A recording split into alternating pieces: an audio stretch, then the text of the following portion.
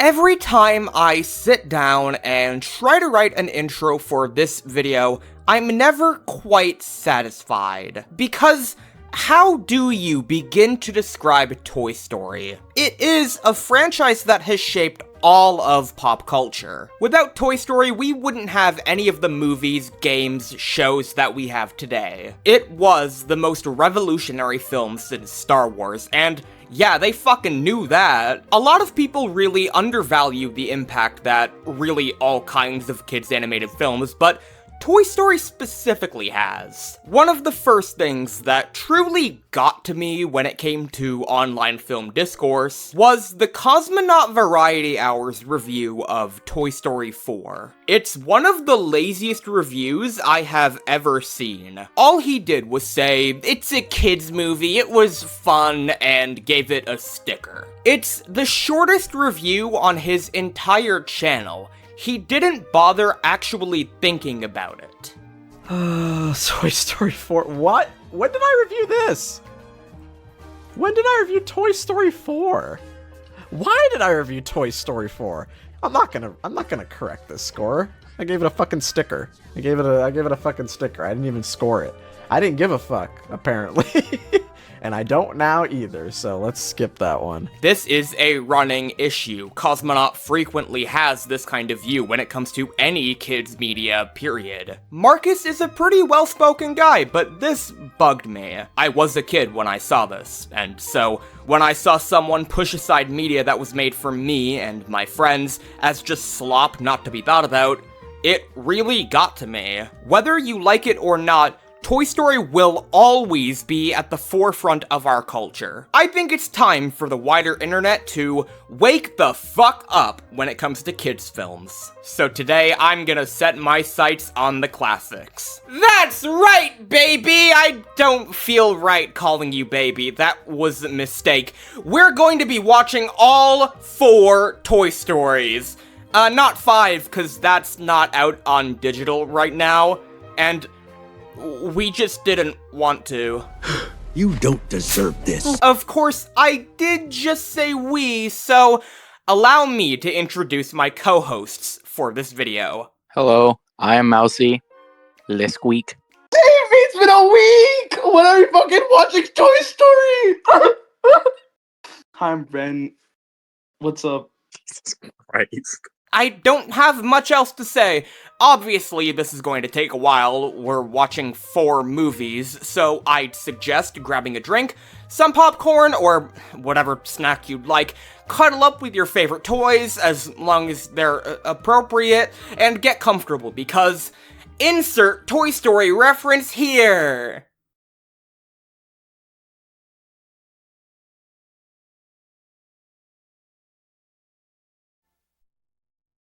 And this is the Toy Box.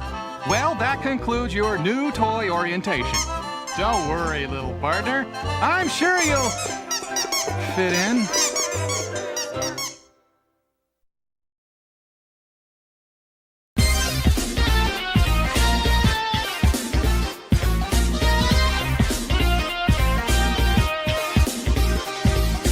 Hey guys, hello, it's me, Silly Gopher. I am sick. Can you tell? I certainly fucking can. Well, luckily today, we're starting with an actual good movie. A good movie, which I have actually rewatched recently, so I generally do know what to expect. I know what to expect from, like, all of these. I remember them pretty well, but yeah.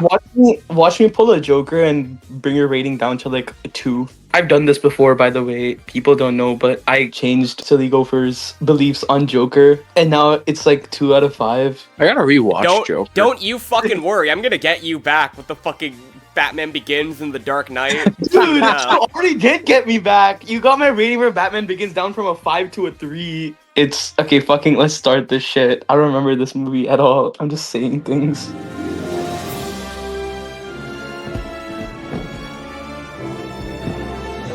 Nuclear warfare in 2027 would be a good idea because I really want to kill myself right now.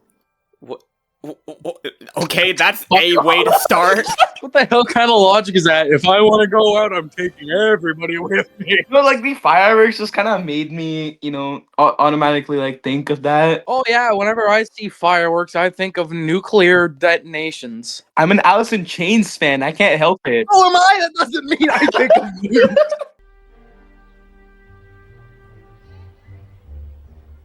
I think it is worth mentioning, like, right at the start, now that we can see the animation. Alright, everyone! This film hasn't aged the best, but, like, I'm not gonna hold it against it because, I normally Early don't do this, animation. but obviously, for the time it came out, this is a fucking marvel. This was revolutionary. Yeah. So... Because it came out in, like, the 90s, didn't it? Yeah, Or very the 80s. first, computer-generated film. Oh shit. So, for the time, this was really fucking good, but... Yeah, and, like, we look at the humans, and, there are a bunch of, Yeah. like, Andy clones, and, like, I think Yeah, every I think kid is just Andy the from production every- company were very smart in the fact that they chose to make the movie, around plastic toys, because the animation looks very plastic, so, and, like, a lot of the Worked out movements well. even of the Genius. toys don't look great. I mean, I'm looking at this sequence, it's honestly not that bad. Like, Yeah. even by today's It's standards, decent, but, like, actually. It's not. by today's standards, the movie as a whole doesn't look great. But, like, I'm going to give it a pass in most areas. You're my favorite deputy. Clint Eastwood could never. Best film cowboy, by the way. Clint Eastwood could never. Clint Eastwood who? Yeah, he's hot as fuck, but we don't talk about that. That's a conversation for after the movie. See you later, Woody!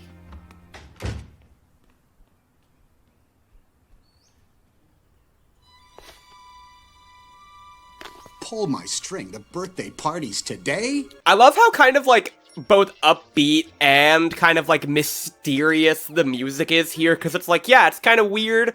We're being introduced to a new culture. I like it. Picasso. That's more Basquiat than Picasso, but okay. I really do like how this sequence shows, like, the commanding presence Woody had, and, like, how he's friendly with everyone, and everyone's like, oh, he's the leader. How you doing? Yeah, how everyone loves him and he That's really funny. everyone's chill with him. I like this. It says a lot about his character. Ow! Oh, hi. Yeah, this, I think I'm gonna save a lot of this discussion for Toy Story 4. Mousy, if you know, you know. But I Possibly. kind of do like in the first two films shit. how Bo Peep, like, is kind of this stereotypical kind of... She's kind of a whore, like, putting it bluntly.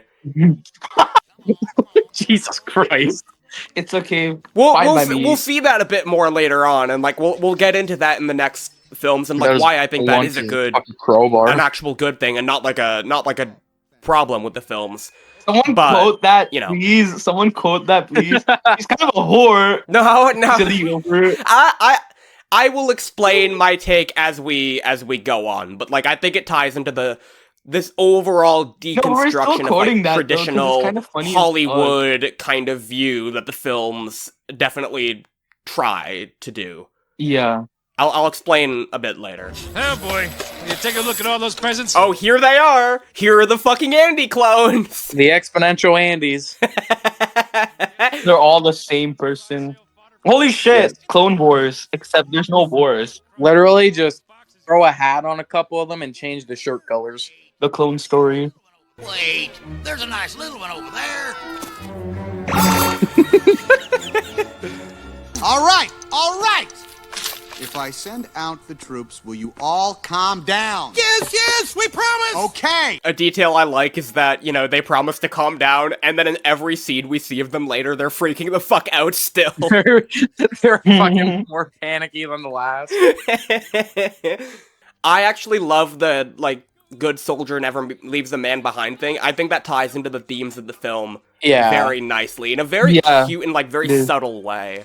Nothing like binoculars that are fully plastic on the end somehow working. Oh shit, you know what? That's a really good point. Like fully plastic binoculars that Yeah, work. yeah, how the fuck can they see through those? When they have that guy, could have taken him. So did I tell you? Huh? Nothing to worry about. I knew you were right all along, Woody. Never doubted you for a second. Wait a minute. Oh, what do we have here? Wait! Turn that thing back on! Quick, make a space. This is where the spaceship lands. And I press the button. I was actually about to criticize Andy knocking Woody down because I don't believe he'd do that this early on. But then again, how the fuck do we know for sure it was Andy who did it? So... That's true, it was just hands. There were a bunch of others, yeah. Okay, first of all, this is a fucking great shot, but also, it is really funny to know that Woody is just looking at his ass. Yeah. Oh, and how did he get out of the box that was just planted on the bed? We don't know for sure if one of the kids took Buzz out, like, to be fair.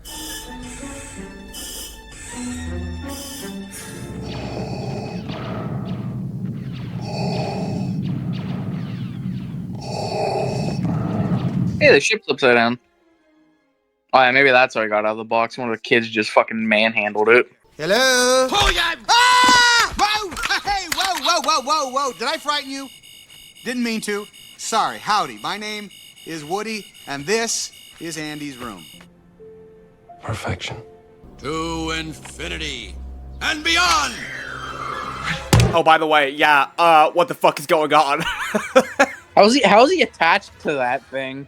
I don't know, this is supreme bullshit. He launched himself in the exact direction. And they're all like, woohoo, you did it! And I'm like, what the fuck, how though? If he was even an inch off of any of those things, he would have just gotten slammed into a fucking wall. Golly, Bob, howdy. Even Slink is like, and Woody's like, shut the fuck up. Bull fucking shit that they're changing. They're moving! Why are they changing everything to Buzz Lightyear? They're moving. I never thought about that, but yeah, that's kind of makes no sense. Okay, wait, that's fucking true. Oh, finally. Ugh. Hey, who's got my hat? Look, I'm Woody. Howdy, howdy, howdy. I fucking love that line. Howdy, howdy, howdy. I fucking love that chart. Looks as though I've been accepted into your culture. Your chief, Andy, inscribed his name on me. Yeah, that's the line that goes a long way in helping Buzz, you know, feel more natural. Because, like, it establishes why he's freezing around Andy. You know, if all these guys around him freeze around the fucking giant, weird alien kid, he's gonna do it too. Like, why mess with their culture? Unidirectional bonding strip. Mr. Lightyear wants more tape. Mr. Lightyear wants more tape. Love how he's using a tech deck as one of those things that you slide under cars and shit with.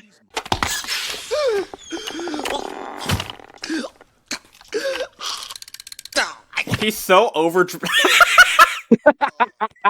Woody's just like, what the fuck? You're mocking me, aren't you? Oh, no. Buzz, look, an alien! Where?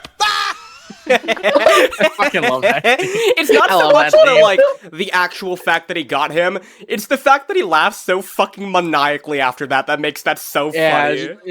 The laugh is like 80% of that scene. Yeah. Also, it's a huge meme, and, like, for good reason. These films, yeah, they're so fucking that's funny. Gotta be one of the most famous scenes in this movie. He's landing it! Hit the dirt!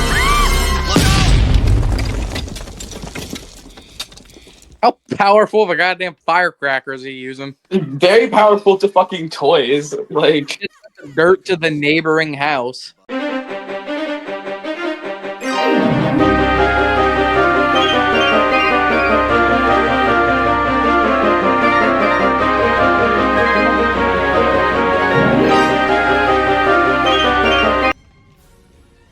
Just complete random bullshit set up like dominoes. This is the kind of thing where it's like, the physics of that was such fucking bullshit, but the character work is so good, so it's so fucking annoying. Yeah, such a fucking saw trap of a scene. Couldn't handle Buzz cutting in on your playtime, could you, Woody? Didn't want to face the fact that Buzz just might be Andy's new favorite toy. So you got rid of him. I mean, to be completely honest, I don't think they're unjustified to get so angry. From their perspective, like, yeah, Woody did this fucking intentionally. Yeah, no, he just knocked a guy. He just knocked a guy out of the fucking window because of jealousy. Yeah. It's like, yeah, they're being a little bit dramatic, but I'm like, to be fair, the information they have is he fucking knocked a guy out of the window because he's been jealous of him for months. Or maybe, no, not months, like, what, like a week? Something like that.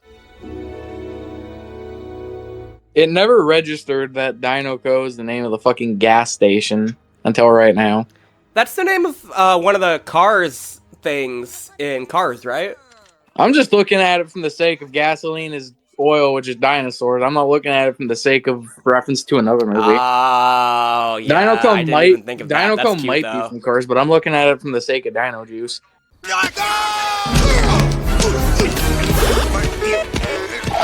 I hate to do this because this is such a fun scene, but all the noise they make, and especially right here in a moment where he pushes all the buttons, there's no way Andy's mom didn't hear that. Yeah. Pizza Planet, yeah! I do like this, though. They're so fucking caught up in their own bullshit that they're losing They just Andy. get left. They're losing touch with him. I really like that. Buzz Lightyear mission log. The local sheriff and I seem to be at a huge refueling station of some sort.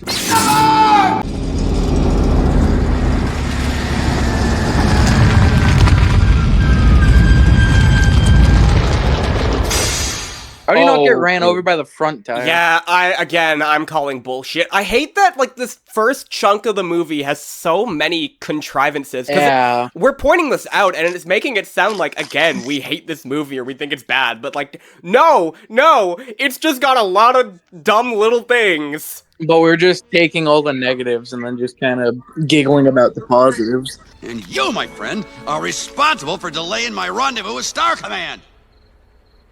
You are a toy! You are a sad, strange little man, and you have my pity. Farewell. I'm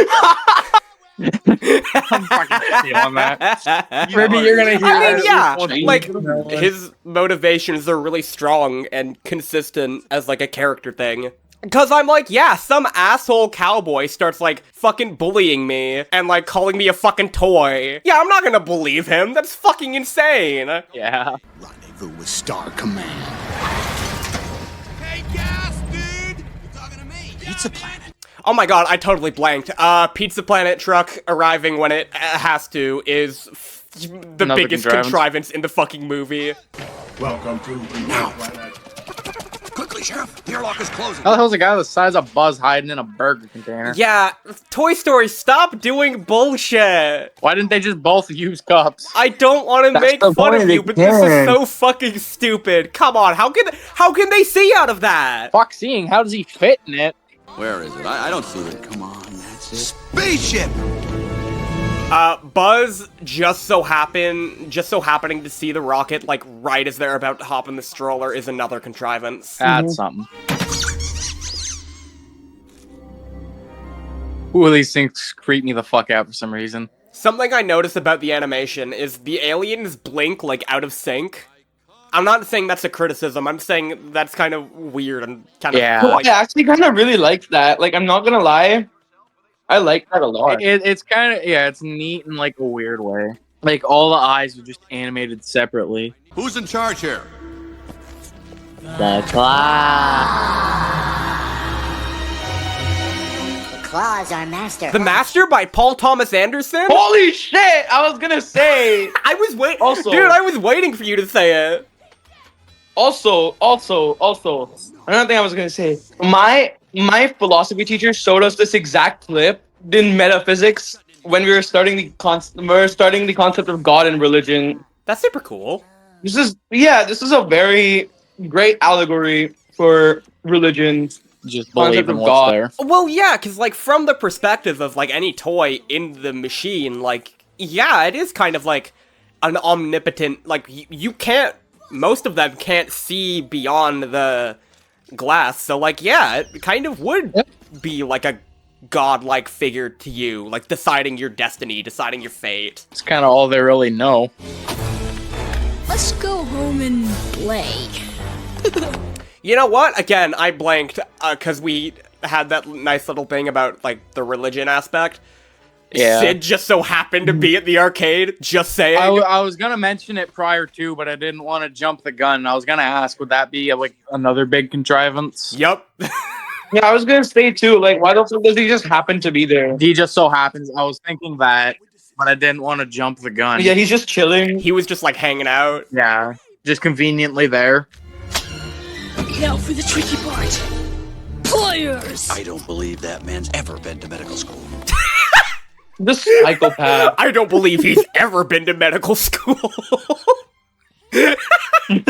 Honestly, there is an element of, like, tragedy to his character that we'll get a better glimpse of later on, and I wish the film did a better job of exploring it, but, like, he is kind of gifted. Like, what kid do you know could successfully, like, do that kind of a swap on a toy, and, like, yeah, he doesn't know they're alive, and he's fucking torturing them and killing them, like... But... Yeah, he's gifted in, like, the most fucked up sense. Yeah, but, like, there is an element of, like, genuine creativity to that kid, and there's an element of, really, like, mathematically gifted. He fucking rips apart toys and puts them together again, but, like...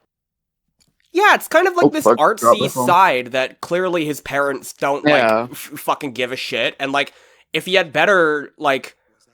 If he had better parental guidance, because we see his dad, like, spoilers everyone, even though we've all watched this movie, his dad's, like, a drunk, and, like, his parents don't really pay any attention to him.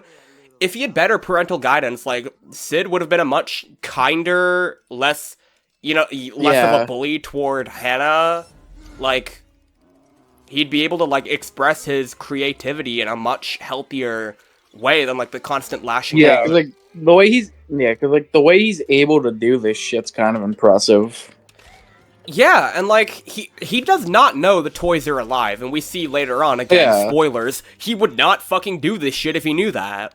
He's blatantly terrified when he does find out all the toys even when I first watched this movie, like, as a child, I was always, like, I always saw that he is, like, a very smart individual who could, like, creatively put anything together like that. For his age, he's kind of like a mad scientist, like a fucking genius. Yeah.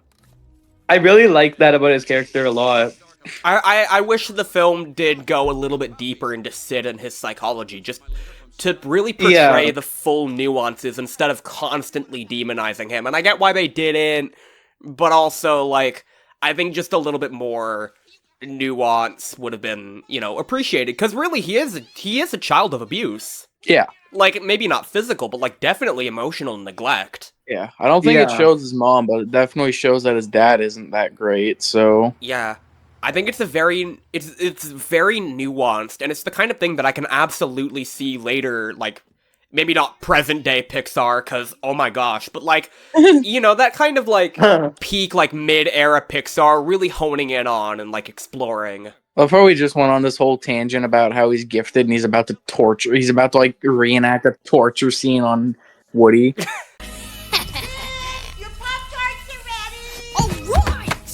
I mean, even there, we see that, like, yeah, he's, like, playing pretend and, like, torturing Woody as, like, an outlet. But, like, as soon as he hears, like, his Pop-Tarts are ready, he's like, oh boy, I can't wait! Yeah, he's still a kid.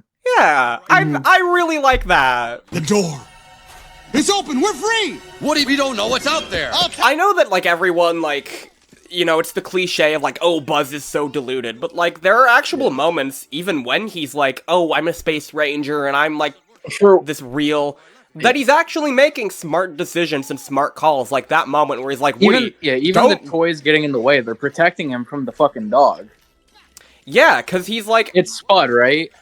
Yeah. Yeah, Stud would rip Woody apart, and he has no way of getting away. Yeah. And, like, Buzz had no idea... Buzz and Woody both had no idea what was out there, and, like, Buzz was like, hey, buddy, be cautious, like, be careful. Yeah. And I'm like, yeah, Buzz is deluded, but he's also not stupid. Yeah, that's actually a smart moment there, is telling him to watch out, because he got Sid, who if he sees him out of the room, he's gonna flip his fucking lid and take him back. You got Spud, who will just mangle the fucking toy. And I don't know what the sister's like. Yeah, and I think there's a thing of, like, you know, there's a difference between being deluded and being stupid, and I think this movie shows that nuance, because Buzz is not a fucking idiot. Jesus, fuck, that is not a dog. No. That is a fucking rat. Yeah, that does not look anything like a dog. Goddamn hellhound. But yeah, here's the moment we were talking about with, like, the dad, like, passed out. Yeah. The guy just passed out watching TV.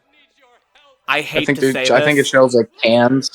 I there's genuinely cans hate in the to say this, background. but yes, it is another contrivance that Buzz's commercial specifically was the one on the TV. Yeah, no, it is. I'll criticize that as a bit convenient, but then again, I also love what it means for his character and the kind of realization he comes to. Yeah. And I think this is a really genuinely powerful scene. This reminds me of Icarus. Like the myth of Icarus. Yeah! He literally does Icarus himself, pretty much. Yeah. Ah, it's so powerful. He literally comes crashing down. I love that, like... Yeah. Like the portrayal of, like, the loss of meaning. Like, the loss of meaning that's portrayed through that scene. Like, now he doesn't know anymore, like, what his point is after this. Like, he always thought, oh yeah, I'm supposed to be the alien. The loss of meaning is just very well portrayed. It goes quite well with your head. Hannah! Oh, Hannah! Mom? So they can hear the toys talking. Okay, so that's the thing. How loud are the toys' voices? Because there are quite a few moments where they're speaking pretty loud, and if they're as loud as Woody portrayed there, the human should have heard them. Yeah, just basically a whisper. I think you've had enough tea for today. Let's get you out of here, Buzz. Don't you get it? You see the hat? I am Mrs. Nesbit.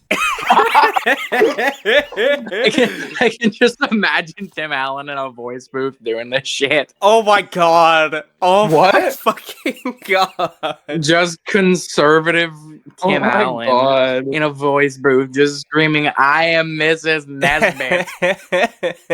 I'm just imagining that. I didn't even remember. Yeah, Tim Allen's a conservative, so that must have been a fucking nightmare. Yeah, he's a hardcore conservative. And he's just screaming. I've that. actually seen, there's a show he does called Last Man Standing, which my family watches and they put on the TV. By the way, it's really fucking bad. But also, like, he's so hyper-conservative, even in that show. Yeah, and then you go to, like, fucking Trump Toy Story and he's like, show. I am Mrs. Nesbit! And I'm like, Yeah, Home Improvement and Last Man Standing, he's just the fucking most conservative guy you can think of. Oh, hi, Buzz. Why don't you say hello to the guys over there? Hiya, fellas. Okay, this is kind of a stupid scene, but also, I'll defend it. I think it's both really funny, and also, like, how the fuck else is Woody gonna convince them? He needs to get there quick. Give me a hug. I love you too. See? It is Buzz. Now give back the lights, Potato Head. And then Slinky's like, yeah, it's totally Buzz, I buy that. What are you trying to pull? Nothing. I mean, again, that's the moment of, like, miscommunication, but I'll defend it, because, like, from their perspective, yeah, this guy has Buzz's severed arm, and he's pretending he's giving him hugs to, like, trick them. Like, well, how the fuck else are they supposed to react? Yeah.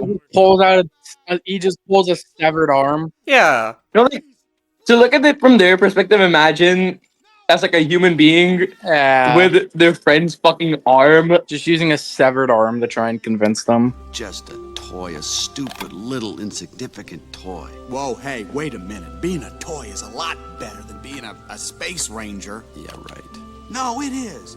Look, over in that house is a kid who thinks you are the greatest, and it's not because you're a space ranger, pal. It's because you're a toy. You are his toy. But why would Andy want me? Why would Andy want you? Look at you! You're a Buzz Lightyear! Any other toy would give up his moving parts just to be you. You've got wings. You glow in the dark. You talk. Your helmet does that whoosh thing. You are a cool toy. I mean, what chance does a toy like me have against a Buzz Lightyear action figure? That whole scene is so fucking powerful. Dude, I kind of forgot how important this scene is for Woody's character and not just Buzz's. It's very important for Buzz, like character Buzz Lightyear, but it's also a lot just as Buzz important. Buzz accepts that he's a toy, and Woody can admit that he's been jealous of Buzz at the same time. It's just a great message too. It's just as important for Woody as it is for Buzz. Yeah, they could finally iron shit out between the two of them, so it's one of the most important, probably. I forgot how existentialist this movie is. Yeah. Well, yeah, it's like Buzz has always thought he was the space ranger, and now he's like, what's the meaning of my life? And it's like, just because you're not the thing you thought you were, that doesn't mean your life is inherently meaningless and you can't find any purpose and that you should give up and just let life take you and, hurt yourself.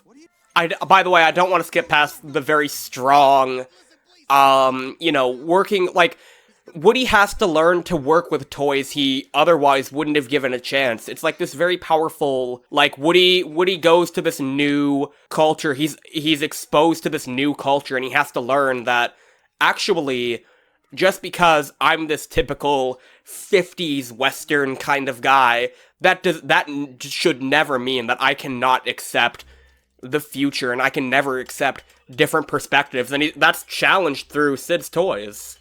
It reminds me of the first scene of Woody's character. I feel like that scene was very important for this moment exactly, because he's a leader. He's been a leader. We saw it in the first portion too, like the first scene with the army soldiers, right? He actually grows to be an actual great leader, not just the de facto kind of, this kind of lazy leader. Now he's actually filling that position in a really heroic way and a really selfless way.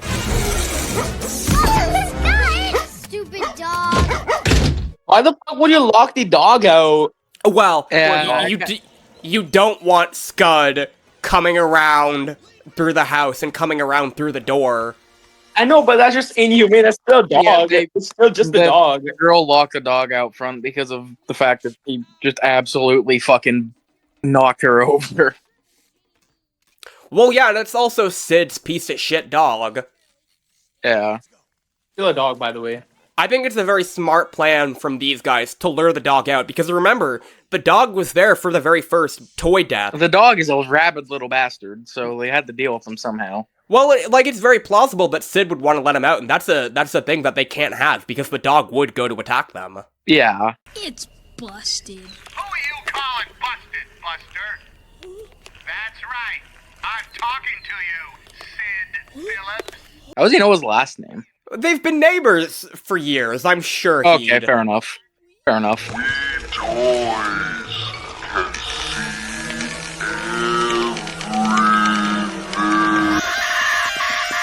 everything. I love this whole scene, and my only critique of this is I really wish they, again, explored the nuance of the fact that Sid is a kid of abuse. And I love how the toys end the cycle here. Yeah. But also, like, Sid realizing that these toys are not inanimate objects.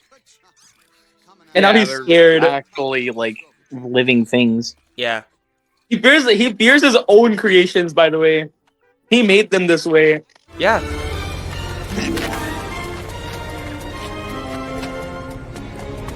Yeah, I love the detail that Buzz is, like, the action figure who can catch the truck very, like, easily because he's strong, but, like, Woody's this ragdoll who, like, struggles to do it. Because, like, Woody doesn't have the strength. Damn, that dog's moving. Yeah, this is exactly what Woody wanted before. He wanted to go back without him. But he's grown, so he can't leave Buzz. Yeah, he won't abandon him, like... You can still see that dog in the back just absolutely fucking him up. You're calling that a dog, and I'm like, I don't fucking accept that. What do you want me to call it, a hellhound? That is a fucking dinosaur or something. That is a fucking rat. That is not a dog. He's at it again! There is kind of another element, I hate to do this, but... Is it kind of contrived that Woody just kicked him and didn't say, hey guys, I'm trying to save Buzz? Yeah, didn't mention anything about what his plan is, he's just doing it. And I'm like, I can see that going either way in terms of if it's a flaw or not, because like, yeah, there is an element of, there's a ticking time clock, I gotta do this, and I gotta rush this. But also, it does not take that long to say, hey guys, look, Buzz is on the road, I gotta save him. Yeah, this is a problem in my... That's not the problem in my eyes. The problem in my eyes is this scene, like Mousey just mentioned. Yeah, they can see the car coming, can't they? Like, the car's, like, right there. And also, what the fuck? A car's not supposed to do that. Any of them fucking look. A car's not supposed to jump up like that. Holy shit. Like, for God's sake.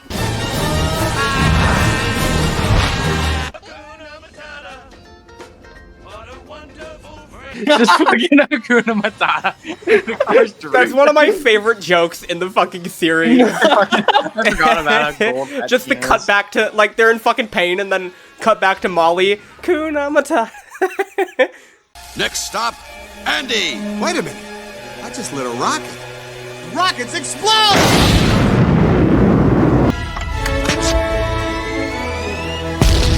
Okay? Is that So the all it wings took? get You it. could have done that beforehand. Okay, I'm calling fucking bullshit. There is no Yeah, you way his literally plastic fucking- wings were strong enough to break the rocket off.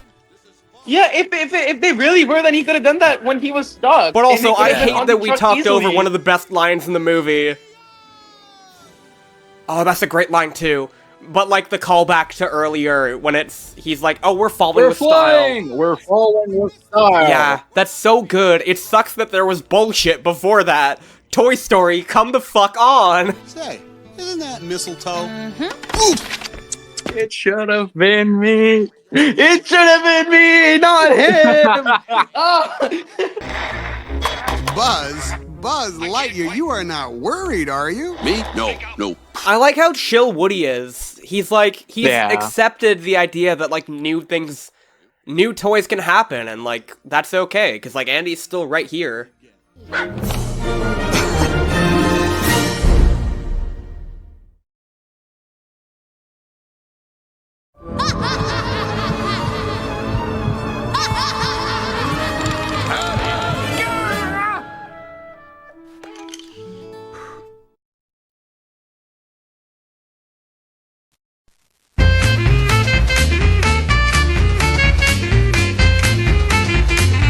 Genius person stated back in December 3rd to the 2025. 4.5 stars. The best of this franchise. I hated it when Stinky Pete ripped off Woody's arm. That goes to show how well written these characters are. Well This is said, not- Ren. Well said. I don't think we could say anything more meaningful during this entire watch party than Exactly. That right there is the key highlight. That will be the most replayed moment of this video. You're gonna scroll through the time of Pink Floyd.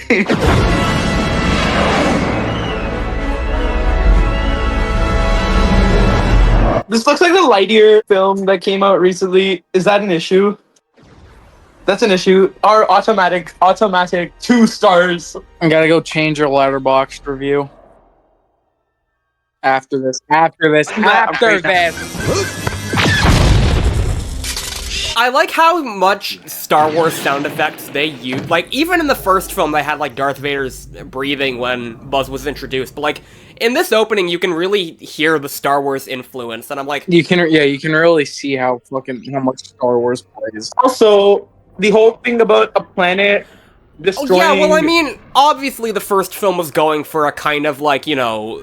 though the Westerns were all the craze, and then the big blockbuster Star Wars film came out... Obviously, it was going for that kind of parallel, and I think that parallel is fucking great. Like, again, it ties into that whole deconstruction of, like, typical Hollywood era, like, views. I do really love how, like, out there this opening is. Because, like, we go from the first film, which was really, like, low-key and slice of life, and then this film gets bigger and bolder. This is like the Cars 2 to Cars. This is like the Cars 2 of Toy Story. Yeah. Don't you fucking dare compare this to Cars 2. I'm sorry. Oh, hey, that's awesome. A Cars film about racing. What the fuck? That's a spy. Hang on, cowboy.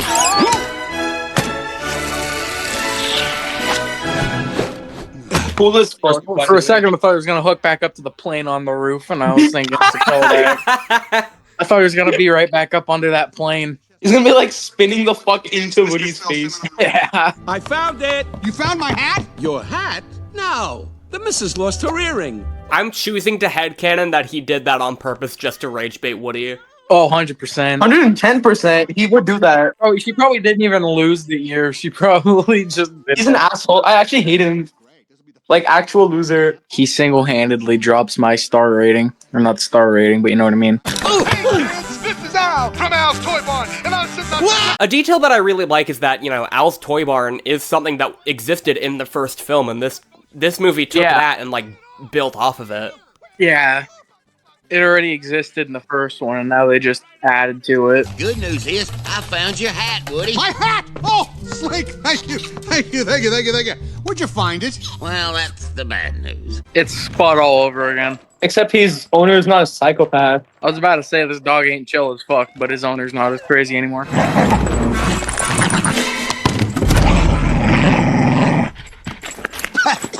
He's chill as fuck. I told you. He wasn't chill for a minute there. I like how Toy Story 1 was, like, very, like, anti-dog, and they beat the shit out of the fucking dog, and then this film went out to, like, great lengths to be like, oh, no, we don't hate dogs, it's okay. Yeah, I bet they got criticism like, hey, dogs are not evil. Oh shit, my bad, bruh. And they fixed it. Stick 'em up! I guess we'll work on that later. I like how Woody did it effortlessly, and then Andy's like, ow. Let her go, evil Dr. Pork Chop! Evil Dr. He's a Nazi! Holy fucking camera angle. We're gonna ignore that Renn just screamed he's a Nazi. Does he not look like one? It's Charlie Chaplin! He gives those Nazi vibes. I don't know. He looks like a dictator. How the hell is Ham not broken if he gets that kind of treatment? You should never tangle with the unstoppable duo of Woody and Buzz Lightyear! Oh no. I fucking love, you guys know how I talked about, like, pathetic fallacy in my Doctor Who video. If you go back and look, the lighting actually changes, like, the saturation, changes. Yeah, it like was really bright and then just dropped back to kind of dull colors. Yeah, well, first of all, it brings us out of his fantasy and back into reality, but it also reminds us that this is fucking grim, what just happened. I really like that about how they, like, the creative choices they took while making this film. No, Andy! No, Andy, no! Jesus fuck, I'm gonna see that in my nightmares. Bye, Mousey. No! Wheezy? Is that you? Hey, Woody. If he's a, like, completely rubber toy, why didn't he just kind of free fall? Like, he won't take any damage from just falling onto the desk or something. Bye, Woody. That's a little bit out of character, because they just established that Andy was freaking out when Wheezy stopped working, so... Andy was so upset. Nah, she just told him that to calm him down. It's a bit weird she'd take him without asking.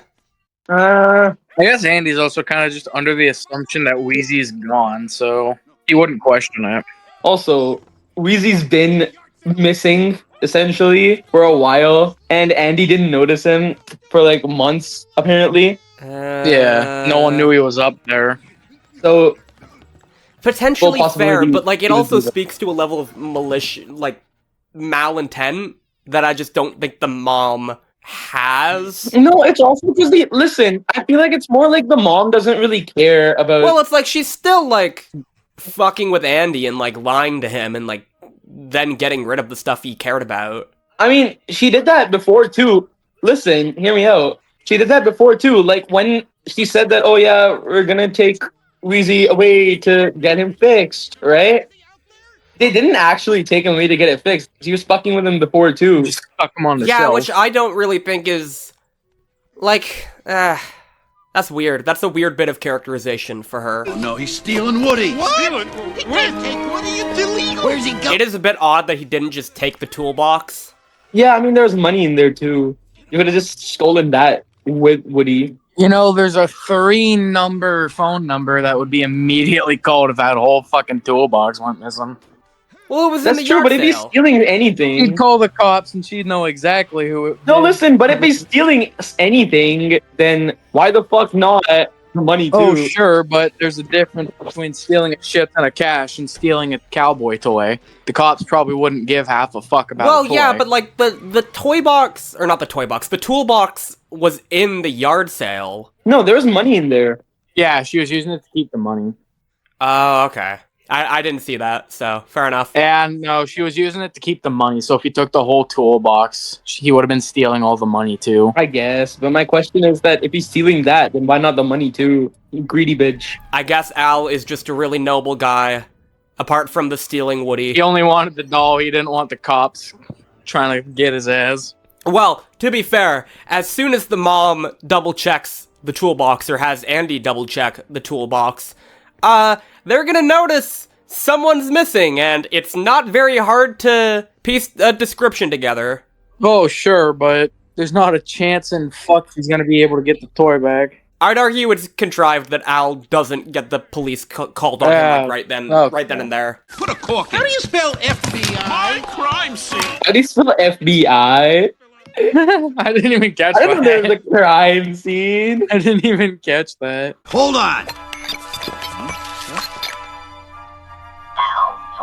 Al's Toy Barn. Yeah, and he'd be able to piece that together because the commercials play in the room, so like, yeah, it makes sense that they'd be able to put two and two together there. Can't believe I have to drive all the way to work on a Saturday.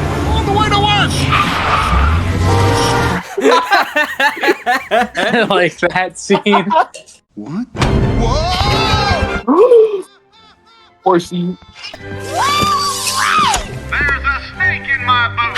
It is you! Please stop saying that. They're doing such great characterization for all of these new characters in such a short time. Yeah. Why, the prodigal son has returned. Oh, what a sweet old man. You know who he gives me the vibes of? Emperor Palpatine. It's such a sweet old man. Sweet old man. No skeletons in that closet.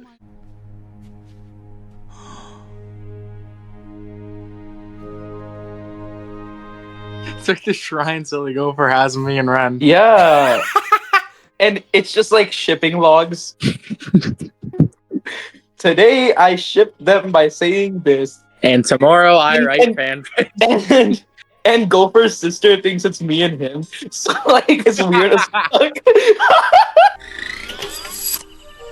That foe tragically took his life at the ripe old age of. I have no idea how old he'd be. I don't know when those toys started getting made. What's that? Jesse and Prospector are trapped in the old abandoned mine, and Prospector just lit a stick of dynamite thinking it was a candle, and now they're about to be blown to smithereens? Ride like the wind, Bullseye! This gives me Batman 1969 vibes. The old Batman series was somewhat like fucking this. Adam West one. Yes. I do like how easily, like, the three of them are getting along here. Yeah. Because obviously, I wonder if that's going to pay off later in the film. And how, like, the Prospector is the one, like, fucking them over. I was in this yard sale. Yard sale? Why were you in a yard sale if you have an owner? Well, I wasn't supposed to be there. I was trying to save another toy. Was when- it because you're damaged? Yeah, the very clear manipulation that he's trying on Woody. Yeah. Like, he knows that's not gonna work, but that's poking him, that's planting the seeds in him. Yeah, he immediately starts manipulating. Ah! It's gone! I can't believe it! My arm is completely gone! All right, come here, come on. Let me see that. Oh, it's just a popped seam. Easily repaired. You should consider yourself lucky. Even more manipulation. They're both manipulating him at this point. No, I don't think Jesse is trying to manipulate him. I think Jesse is just incredibly angry. Because, like, as we learn, kind of understandably. Jesse's just pissed off. He's blatantly manipulated. I was saying that they're both manipulating him, except one of them is trying not to.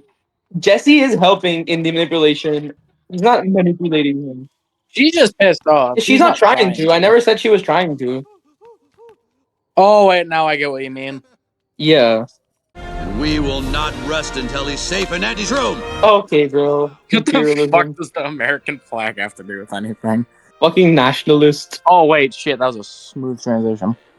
That was a good transition, yeah. That shit was smooth. Now I get it.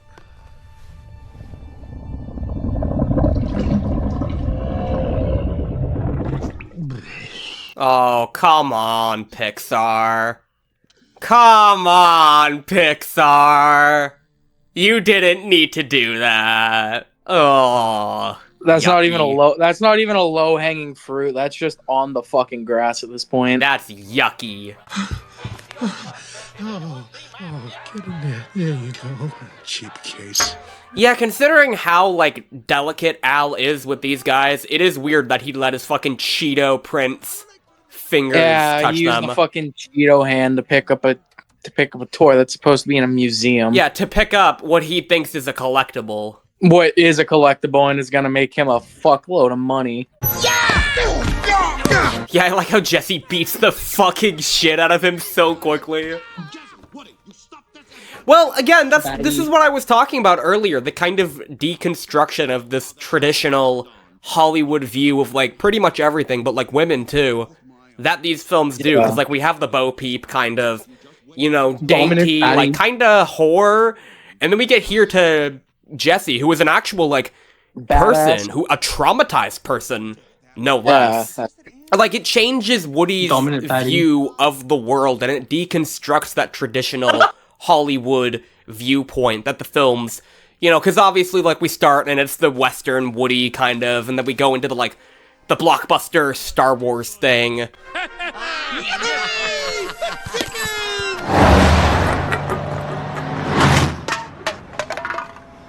Oh well, we tried. Oh well, we tried. This is the scene of the bullshit that I never bought even as a kid. Yeah, this just doesn't fucking make any sense. And cones just happened to have laid there. Yep, the cones just happened to be there. Buzz knew exactly when to drop, even though they can't fucking see out of the cones. Yeah. I'm calling bullshit that some of these guys are even strong enough to hold the cones up. What the hell is Ham even holding it with? I don't know. Okay. Yeah, that's pretty fucking lucky that didn't run them over. That's pretty unlucky, just to contrive tension. Like, this whole sequence is fucking bullshit. I've always thought it was bullshit. Yeah, this is just fucking... That's fucking lucky that it didn't run him over. Oh, that went well. Oh, that went well. That's funny, though. Yeah, Did it really Oh my go fucking well? god! Now we know where the fucking... Yeah, it went really well. It just destroyed a couple of vehicles. It just destroyed... Yeah, I love this scene. A couple of...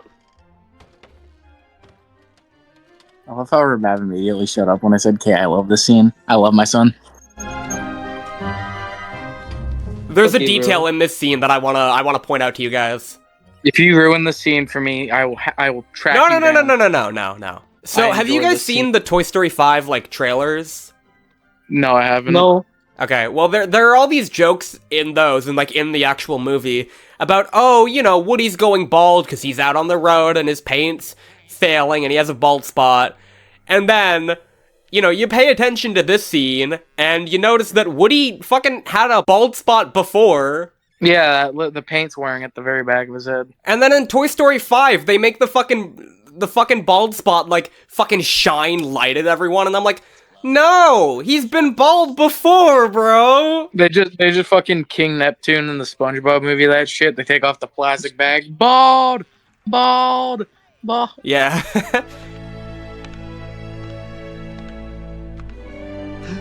Oh, Buzz, please stop dicking around. Lock in. I like how up until this scene, Buzz was the most fucking locked in character of the bunch, and then now he's just wandering off down the Buzz aisle and being like, ooh, shiny belt, ooh, Buzz Lightyears. Yeah. And this movie makes it very clear that Buzz is not stupid. I think that's a bit out of character. Yeah, there's no reason for him to get that correct. Buzz Lightyear to Star Command. This is someone's sexual fantasy. Okay. Being restrained by someone, and I don't mean to out this person, but Renn.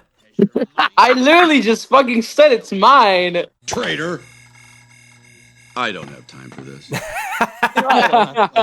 I mean, if you knew you don't have time for this, why'd you fucking go in there? Yeah, why would you start? Back it up, back it up. We see where Ham's priorities are. We see where all their priorities are. Look, hey! Get this out of here! Rex, buddy. Alright, you know what? Nah, I'm calling that a contrivance. What? That is a contrivance. I don't believe Rex would do that. Even, like, yeah, Rex is a lot more, like, socially awkward than the rest, but I don't believe he'd be that stupid. Yeah, no. Woody, don't be mad at Jessie. She's been through more than you know. Why not make amends before you leave, huh? It's the least you can do. I hate this guy. Yeah, Like, it's the fact that he's not even lying, but he's intentionally like, he's using all of the true information to manipulate other people into doing his bidding, into getting his outcome. Even as a child, I hated this guy so much. Well, yeah, but, like, rightfully. Yeah, he doesn't even bullshit, he just twists the truth. Not even twists. He basically just tells the truth, but he uses a very specific tone, a very specific, like, insincere tone to get what he wants. How did you know that? Because Emily was just the same. She was my whole world. I've got to say, this entire sequence is really good. Yeah, this part's sad.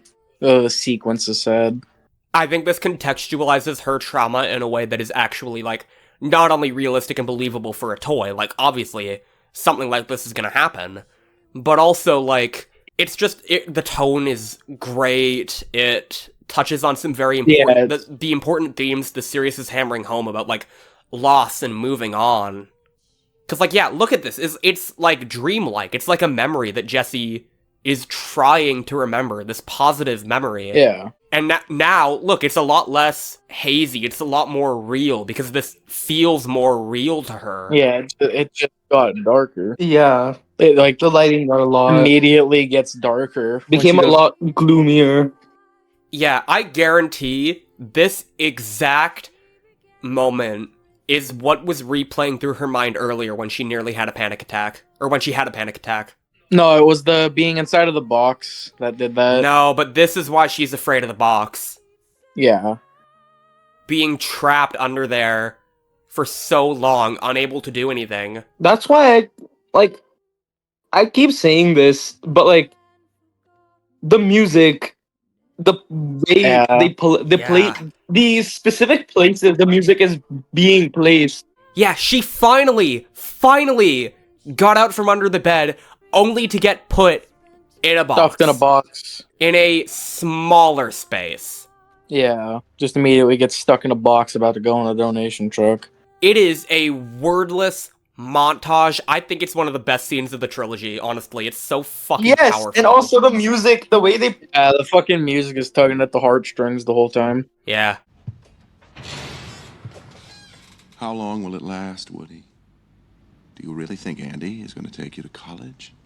Or on his honeymoon? And again, like, not only is the manipulation very clear, but, like, the prospector didn't really even need to do anything to convince Woody there. Like, genuinely, Woody has just grown into a very compassionate toy who doesn't want to hurt other people. Yeah, he just told him to go talk to her before he left, pretty much. It's like, the prospector is a very, very intelligent man, and that's what makes him dangerous. Because he's using all of the information that he has to his advantage. Yeah. It's really, like, it seems really hard to write a good manipulator, and I think they do it really, really well in this movie. Very well. He's a great manipulator. Quick, into the poultryman's cargo unit. He'll lead us to Zurg. Move, move, move! How the flying fuck did they fit in that bag? I need another look at that bag. No! The thing is that he didn't fit in the bag. He didn't fit in the bag, but for some fucking reason, this guy just doesn't notice. Well, yeah, would the bag not feel heavier? Yeah, you'd think he'd notice the fucking weight difference. Yeah, and also he didn't see the fucking T-Rex tail. Okay, to be fair, I really like the joke, but also it is a bit convenient that his apartment is that close.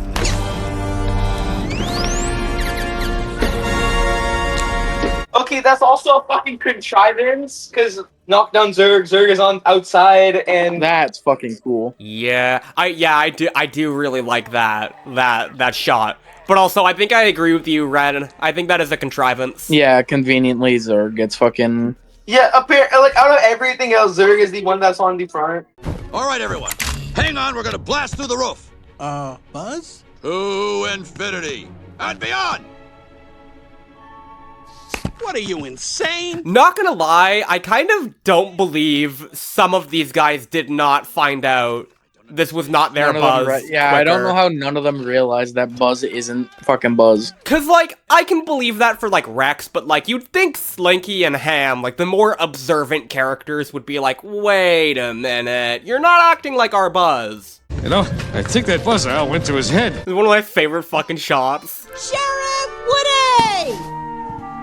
Look I at fucking him. love his face. This fucking swag is missing in the latter two films, and I'm like, he's got an ego, and I really like that he's not this perfect bastion of moral quality. I also just like how well they get along as well. Like I praised that before, but I really like these simple moments of like character bonding they have. Okay. Cause I'm like, yeah, they naturally get along. And again, look how the prospector is off to the side, not with them enjoying the fun, because they don't naturally get along. Don't let this imposter fool you. He's been trained by Zurg himself to mimic my every move.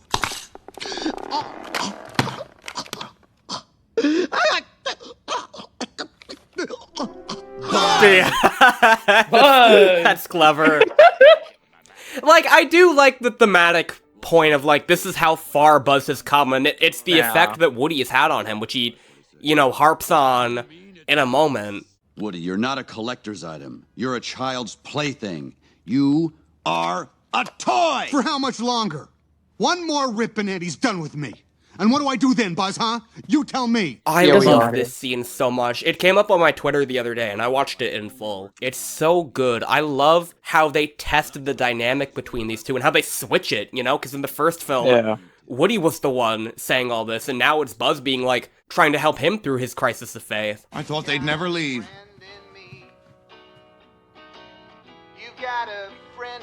This is one of my favorite moments in the whole series. Yeah, right here. It is.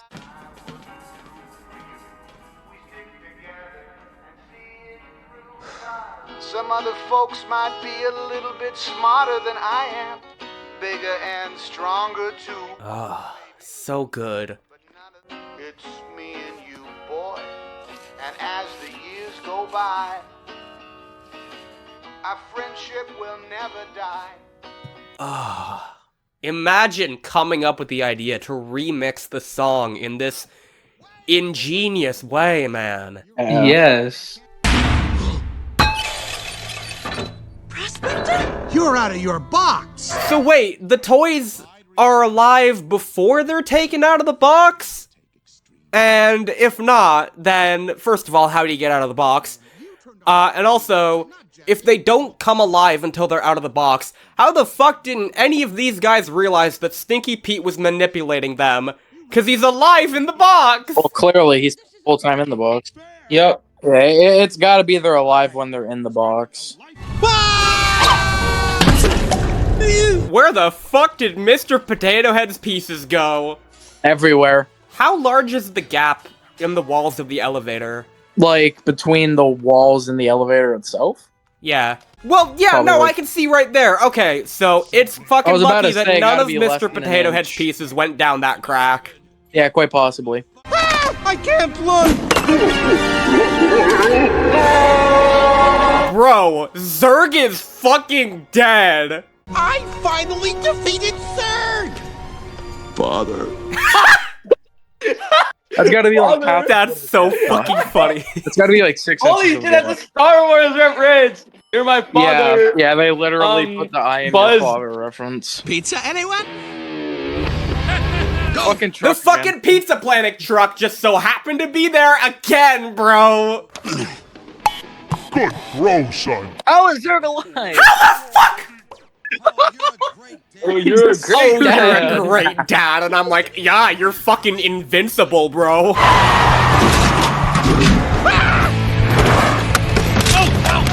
I mean, if you guys have ever, like, gone to the city, like, drivers really just drive like this. They do, dude. I live in a city. Yeah. He lives in the city with the highest insurance rate in the country. I think he'd know. I do know, and dude, I have been almost crashed into at least 7 times. I hope you know this. By the I've driver been who to drive that. just like I don't this. want to name drop his city because this is going on YouTube. But out of the like 4 times I've been in that city this year, I've seen 2 car crashes. Renn lives at this very specific address. It's near Toronto, guys. That's all you need to know. Yeah, I've been to Toronto like 4 times this year, and 2 of those 4 times I saw a car wreck or some car accident. Bro, I saw some motherfucker rear end someone, and then both of them just kept driving. Anyways, I guess the real point of all that rambling was it's not bullshit that anybody, you know, didn't realize there were toys in that No car, one's I gonna guess. I question don't know. toys driving. Everyone's gonna just because they're driving like a moron.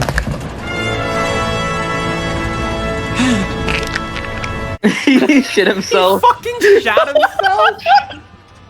Ain't no way he shit himself right there. Here we come, Woody!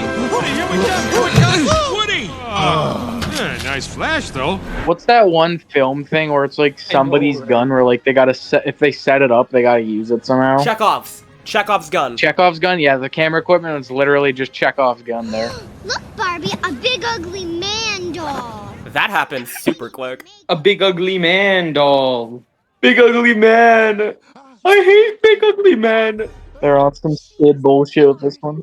And now, I believe we gonna see some bullshit. Because if I'm not mistaken, this fucking horse keeps up with a plane. Yup. Which I think is complete bullshit. Like Scoob is complete bullshit. I'm not even lying. The fact that Bullseye can even catch up to the fucking truck. Yeah, that alone is a bit fucking... What the hell? Okay. Love how he just shucks the fucking fraggle box. I find that shit hard to believe. I don't think they throw the shit like this. You'd be surprised. Baggage carriers don't give a flying fuck. What's a cowboy without his hat? And this is the bullshit where a horse keeps up with the plane. I guess the plane wasn't going too fast, but also... Yeah, that's just stupid shit. Like, look at him! Look at how small he is!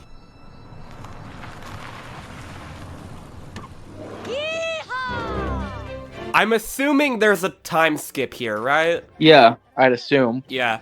Because he went away to summer camp, right? So I'd assume this is the end of the summer. Yeah, cowboy camp. But Andy's coming home tonight. Then we'd better make sure we're there waiting for him. Yeah, dude, the fucking Buzz and Jesse romance only starts because they wanted to do a boner joke, bro. Buzz and Jesse look so much better. Welcome to Al's Toy Barn. We've got the lowest prices in town.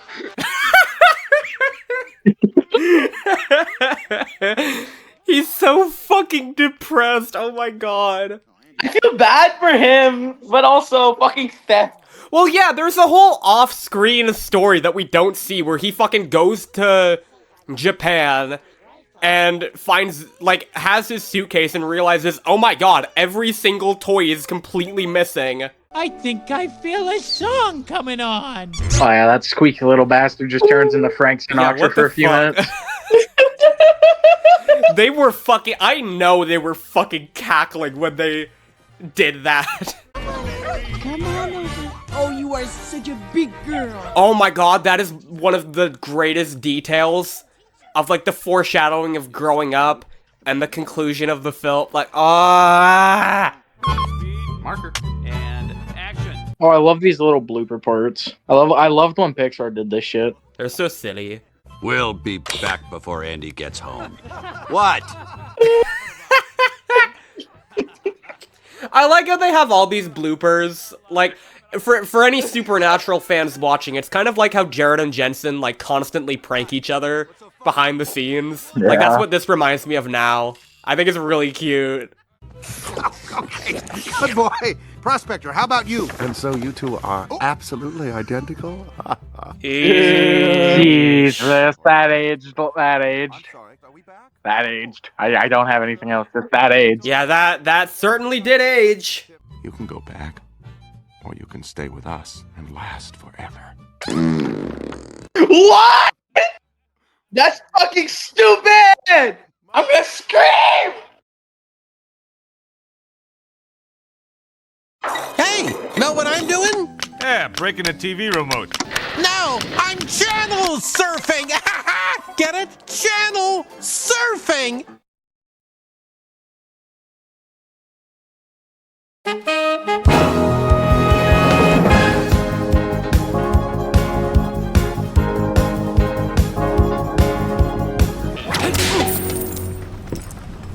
Oh! Aura! Oh my god, that was fucking cool! Aura. The entire budget went to this first cinematic. Yeah, I like how big this opening is, because it's like, the meta thing is like, it's been like, what, 10 years since Toy Story 2? But also, it's like, it's reintroducing us to the world of Toy Story, in this very energetic way, and like, ramping up for the, like, really intense moments at the end of the film, and like, the nostalgia, and like, they're all working together, kind of, like, it's accomplishing a lot of different things at once, and I think this is great. It's one of the best scenes in the franchise.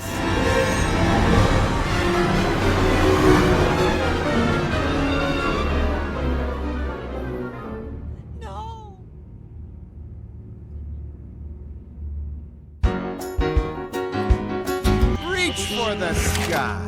You can't touch me, Sheriff. I brought my attack dog with a built-in force field. I like how they're using, like, all the lines that they had in the first movie when Andy was playing. Like the built-in force field, the dinosaur who eats built-in force fields. I love that. Like, in the same order. Yeah. Say the same pull string phrase as well. Reach for the sky. Evil Dr. Porkchop! That's Mr. Evil Dr. Porkchop to you. Mr. Evil Dr. Porkchop is a really funny name. I never realized. On some Lex Luthor shit. That's kind of like Dr. Emperor Silly Gopher levels. Like. Yeah, I was gonna say it's like Dr. Emperor Silly Gopher.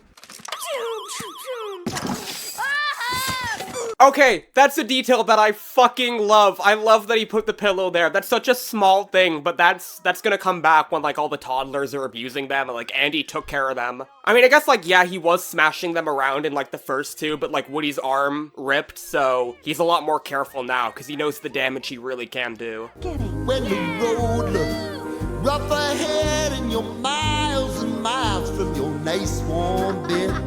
I love this whole scene. I love this whole montage. Yeah, it's one of the best scenes in the movie. Yeah, I love this. It's one of the best scenes in the whole franchise. I'm gonna be so honest. I love this movie. This is probably my favorite Toy Story movie. Yeah, me too. I think I agree. 3's gotta be my highest. A friendship will never die. Oh, just a gem. Fuck, this movie is good. Cutting on that line, so fucking good. Mind if I squeeze in next to you? Yes. No. I mean, why would I mind squeezing next to you? Buzz, it has been 10 fucking years. You gotta move this along. Do something about it, Buzz. He's worse than us. He's worse than us is crazy. Okay, so obviously the reveal in this scene, like, that he's older, like a teenager, is great. But if you're Andy, and your phone got in this chest that you haven't opened in like a decade, what the fuck are you gonna think? But yeah, I'd sure as shit be questioning how the fuck my phone got in something I haven't touched in at least like 10 years. Molly, stay out of my room! Then who was messing with my stuff? I mean, yeah, we've lost friends along the way. Bo Peep? Yeah, even Bo. Because she was donated, right? Because... Can I have your computer? No. Your video games? Forget it, Molly. Molly is just like my little sister, I'm not gonna lie. She's saying Oh the my same God. shit to me. Like, oh, can I have your room? Can I have your stuff? Like, she's talking about, like, taking down the wall and just extending her room. I was gonna make the joke she's already got a sledgehammer downstairs just waiting to make her room bigger, but I didn't think she was actually fucking thinking about it. Poor Barbie. I get the Corvette. Ham! Not the time, Ham! What's happening? We're getting thrown out, you idiot. That's what's happening. Okay, how the fuck can't he hear them? This is the most fucking annoying, cause this happens in all the movies. Like, in the first one, Woody will be using a fucking microphone. This is the most annoying. They're all talking, like, right beside him. What the fuck? Did you guys see the Skull t-shirt? You know who that is? It's Sid. It is indeed. Or at least it's possibly Sid. Possibly, but you're gonna want to check the end credits. Oh, is it actually said in the credits that it's Sid? Yep. Oh, fuck. Then I guess it's Sid. I like that. He has, like, a normal job. He's happy. Yeah, dude just chilling with life. Yeah, he doesn't know. He didn't get put in this fucking insane asylum after seeing a bunch of toys come to life. So how do we end up on the curb? That was a mistake. Andy's mom thought you were trash. Yeah, after he put us in a trash bag. And called us junk. What do you guys think of the criticism that these guys are, like, these guys should give Woody the benefit of the doubt? Yeah, like, I agree with that. I mean, Yeah. Woody would have... Well... Yeah, Well, I'd because feel I'm like... Yeah, I know, like, Woody's been right about Andy before, but, like, again, this has been 10 years, and Woody, because of his arc in the last movie, has been so sycophantically devoted to Andy that I can kind of, and, like, even in the opening, they're like, Woody, we love and trust you and all that, but, like, given what we know and what we've observed and, like, the behaviors that Andy has shown, like, they have their own reasons to believe that Andy just doesn't really want them, and, like, he called them junk and whatnot, so, like, I don't know, that's one of the criticisms that I kind of don't agree with.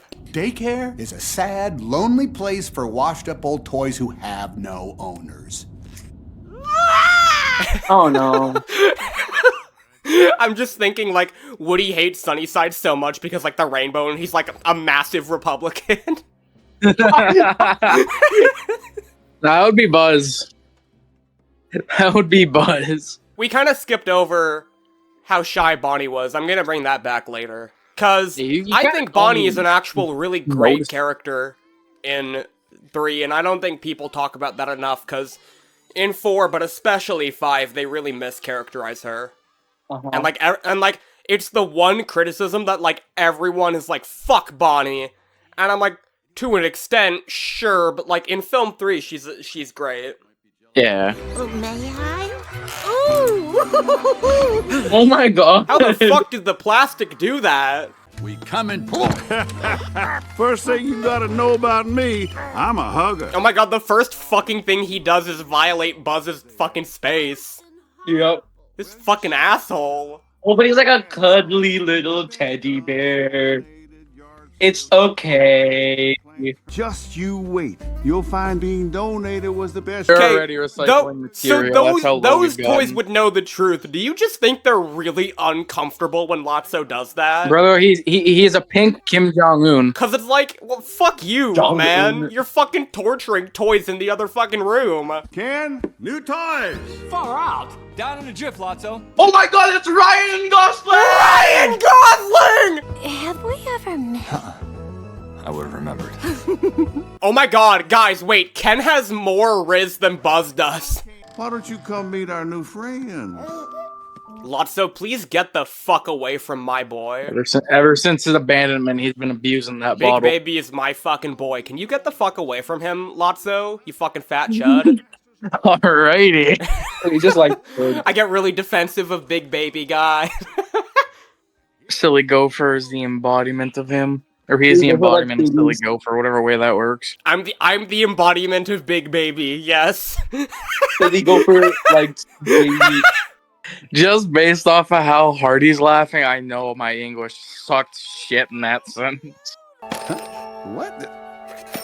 Oh, hey, little guy. Okay, so there's another criticism people have, being like, oh, why don't all any of the toys in the butterfly, or not the caterpillar room, try to get their attention? And I'm like, right there! One of them fucking tries! But Lotso and the guys are always watching. They have the security Media literacy. Why don't you stay? Yeah, Woody, stay with us. Come on, Woodster. Get played with. Stay No, here. You no, can make a new guys, kid really? happy. No! This is by far the most natural follow-up of his arc in 2 that I think you could ever give. Like, he thinks anything other than staying with Andy and being loyal to him is selfish, because, like, he almost left, he almost abandoned Andy, and he realized just how much he loved him. The writing is so good.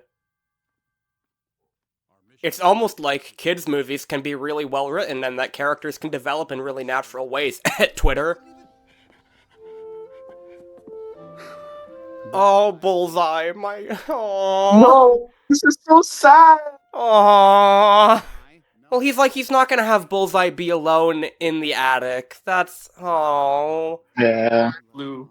I love all of these characters. Bum bum ba bum bum ba.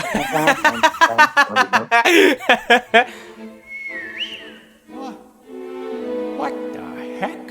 Okay, you know what? Not gonna lie. Kinda crazy there weren't more smudges on that mirror. Kinda lucky for Woody, the only smudge was right where he was. Where he was standing. And also smudged up fucking mirror. Way above kid height. I mean, I guess to be fair, like, who the fuck is gonna believe the old man if he saw the toy moving? But, like, also, it is a bit lucky that Woody didn't just traumatize him. Yeah. Oh, no, no, no, no. Bruh. Okay, that's also convenient as fuck. Yeah, that's a little bit lucky, too. I don't know how the wind pulled that bullshit right there. Yeah, the wind is another contrivance. There are 3 contrivances in that whole sequence. Oh, I'm sorry. 4. Hi, Bonnie. Okay, I've heard the criticism of this sequence that, like, it's really demeaning to toddlers to portray them as, like, horror creatures. What do you guys think of that? What toddler is gonna have the brain capacity to be pissed off at this? No, I'm like, people are like talking about this scene as if like it's demeaning all toddlers, or like toddlers doing toddler things. I mean, isn't that no? But like, isn't like Toy Story always in Toy Story? Like, wait a fucking minute. Well, Now I he mean, like realizes, my counter to that is like, it's not necessarily being like all toddlers are like this, because, well, first of all, we're gonna get Bonnie in just a second. But also, like, these specific toddlers, yeah, they're kind of crazy because, like, the daycare is kind of shit. But also, like, yeah, they're acting up, I guess, like a toddler. But also, they're not really supposed to have these toys. They even say that they're not age appropriate for them. Like, do you really think that a toddler that age should have Mr. Potato Head and should have, like, be able to stick his shit up his nose? Yeah, you literally see the kid with, like, 3 pieces in his fucking face. It's like, yeah, I don't think the movie is demeaning toddlers like a lot of people say that it is. I think the movie is saying that these toddlers should not have these toys, and that's why it's so horrifying. Because, like, yeah, the toys are getting beaten shit up, and, like, it's hurting them, and, like, there is that element of it. But also, it's like, these toddlers should not have these specific toys. Somebody's poisoned a water hole. Poison? Who would do such a mean thing?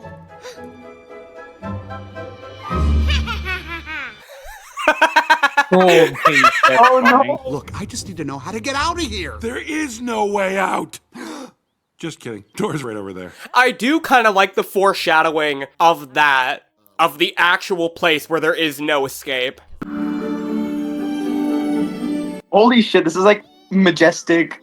So fucking cinematic. It's wholesome. It's really wholesome. I like this For real. a lot. I haven't seen 4 and 5, but I like her character in this. Try the windows.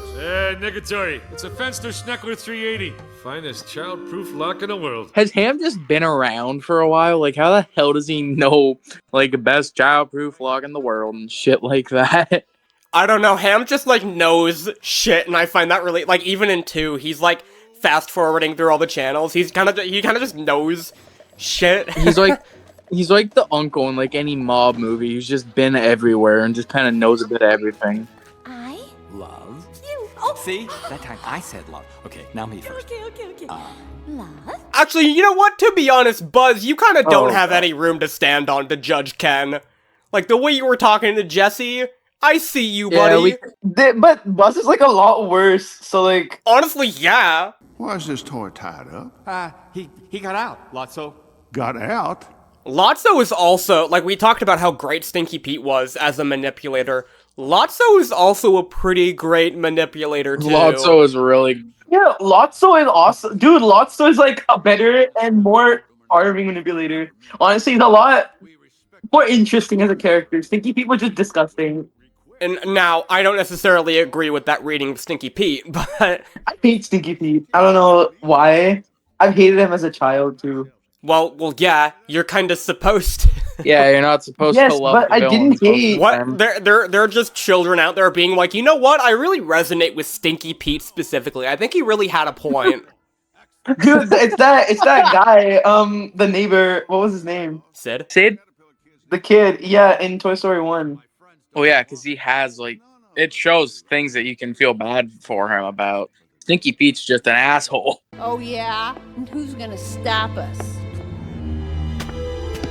Buzz! You're back! Hoo-ya! Buzz? Hey! Buzz becomes a fucking Ice Agent. Nah, he's got way too much skill to be an Ice Agent. Okay, but no, seriously, this is where I have my issues. Cause, like, there is so many issues with the demo mode that I don't even know where to begin. Why does Buzz even have a demo mode? He was, like, ready to go in the box. Why would you have a demo mode?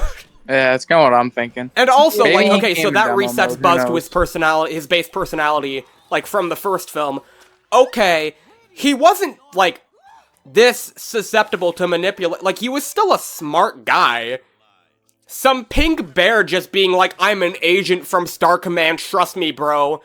Wouldn't Buzz be like, I would like to see some identification before I go and beat up these innocent civilians for you.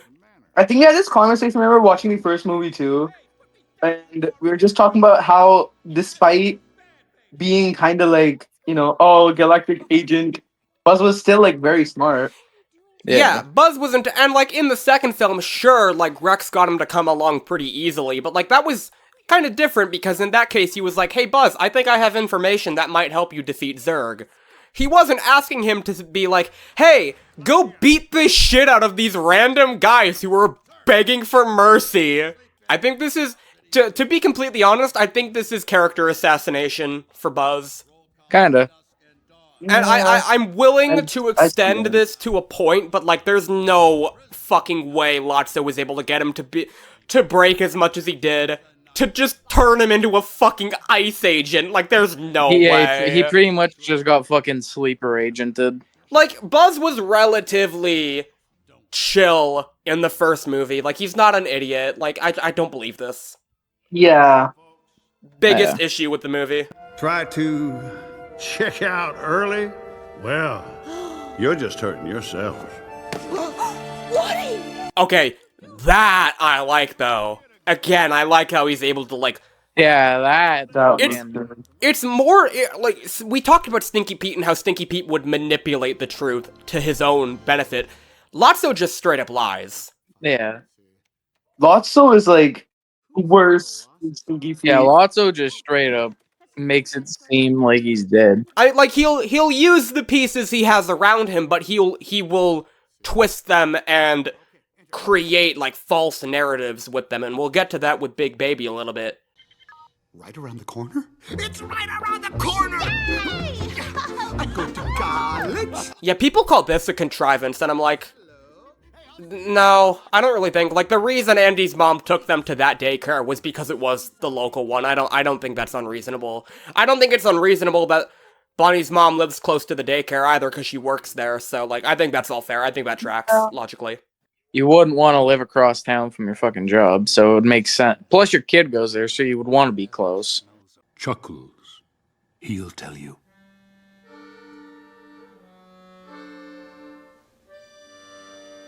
Yeah, I knew Lotso.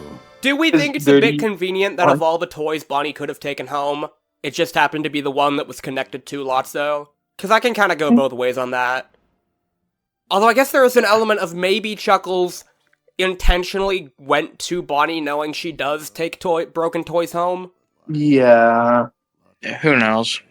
Yeah, it could be a contrivance. It could pass as a contrivance unless they fix it, like, as we speak. I mean, they do have a line saying that Bonnie took him home to, like, try and fix him up, so, like...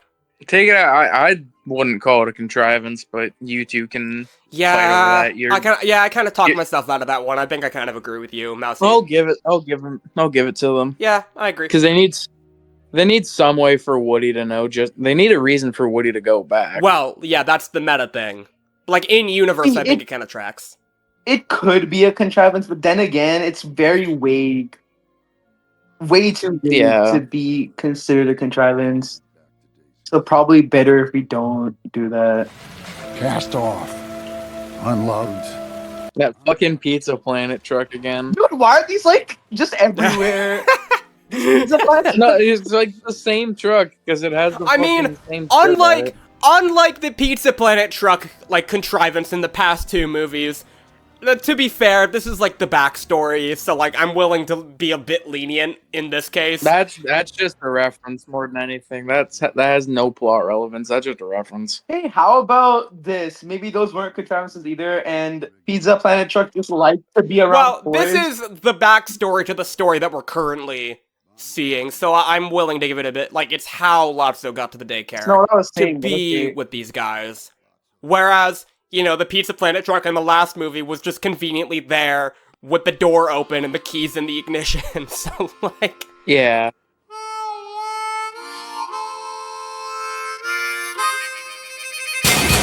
Quiet, musical hog. Knock it off. Why the fuck is Ham so talented? Yeah, we're not fucking harmonica. He got pipes, bro. How is he able to put that much breath? Because he's small mouth. Don't think about it.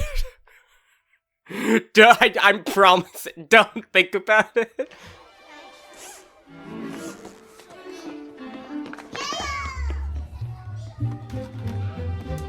My boy Woody just instantly locked the fuck in. Oh my god. He is a man on a mission. He's the GOAT. He's the GOAT. Your real problem's the monkey. The monkey's the eye in the sky. Well, an issue I have is that, you know, this daycare has security cameras and, like, a monkey constantly watching 24/7. Nobody ever no human ever goes into the room to see the monkey. That's what I was exactly gonna say. Nobody ever checks? Nothing wrong happens? Nothing gets lost? Really? Yeah, I just don't think that's possible. I don't believe that. Yeah, I feel like at some point somebody would check the cameras and see something moving. He thinks he's a real space ranger again. Oh no. Oh yes. Yeah, Woody's already dealt with this and he's like, fuck. He's already dealt with it. But there's no way out of here. No, there is one way out. One way out. One way out. One way out. One way out. Mousey, watch Andor. Yeah, Mousey, please watch Andor. So good. What do you want?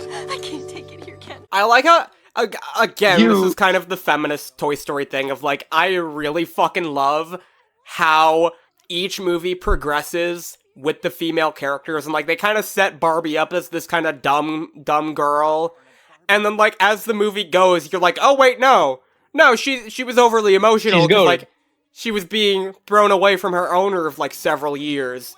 But, like, Barbie is a fucking really smart person. Yeah, she's goated. Manipulates Ken, like, that whole, like, socialist message at the end.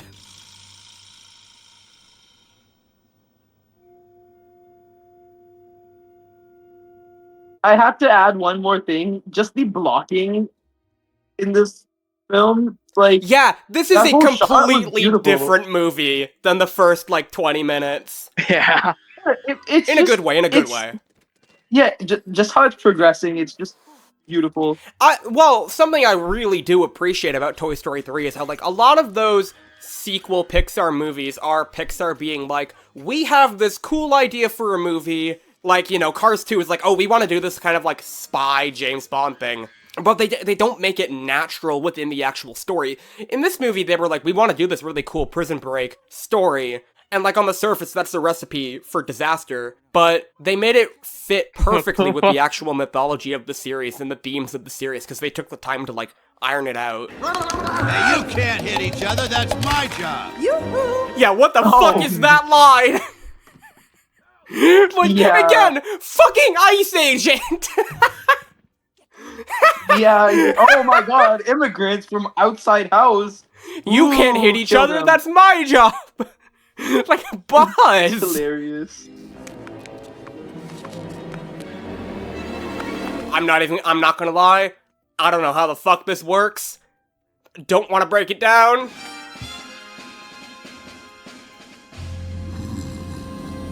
Yeah, that's the thing, if toys snore and they're at their kid's house, would the kid not hear them snore?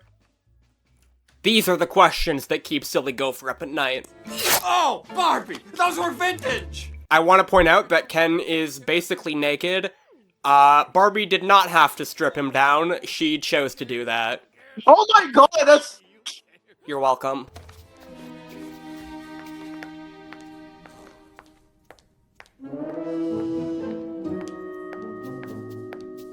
I mean, you do gotta wonder, like, how he didn't catch on to the fact that was Ken, because, like, obviously, yeah, they do think of Ken as a girl's toy. But then again, she would have had to ask for the manual. That's probably why they didn't show that part. They had no way of figuring out how the fuck to play that one. Hey, ow! I know I said I wasn't gonna question this, but also, like, he's in pain when the tortilla is getting poked, and I'm like, Oh, give it up. No one can hear you. What? I said no one can hear you. What? He said no one can... yeah, a riskless attempt is always appreciated. Oh, damn, that was quick!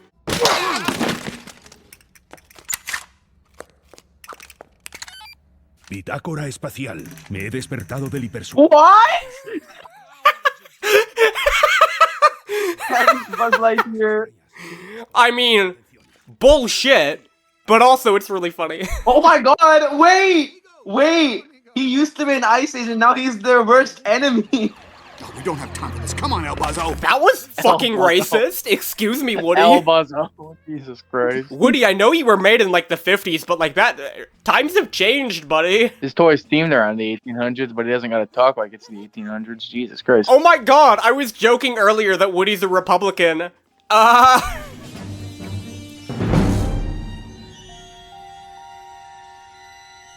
Aw, hi, big baby.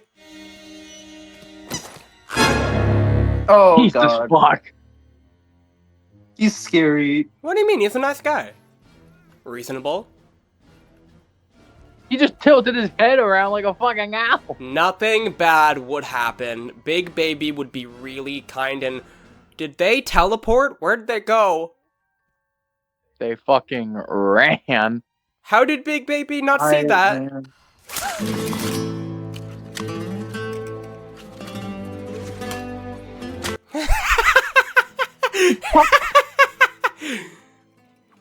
I definitely think more could have been done with the Spanish buzz thing than making it a joke.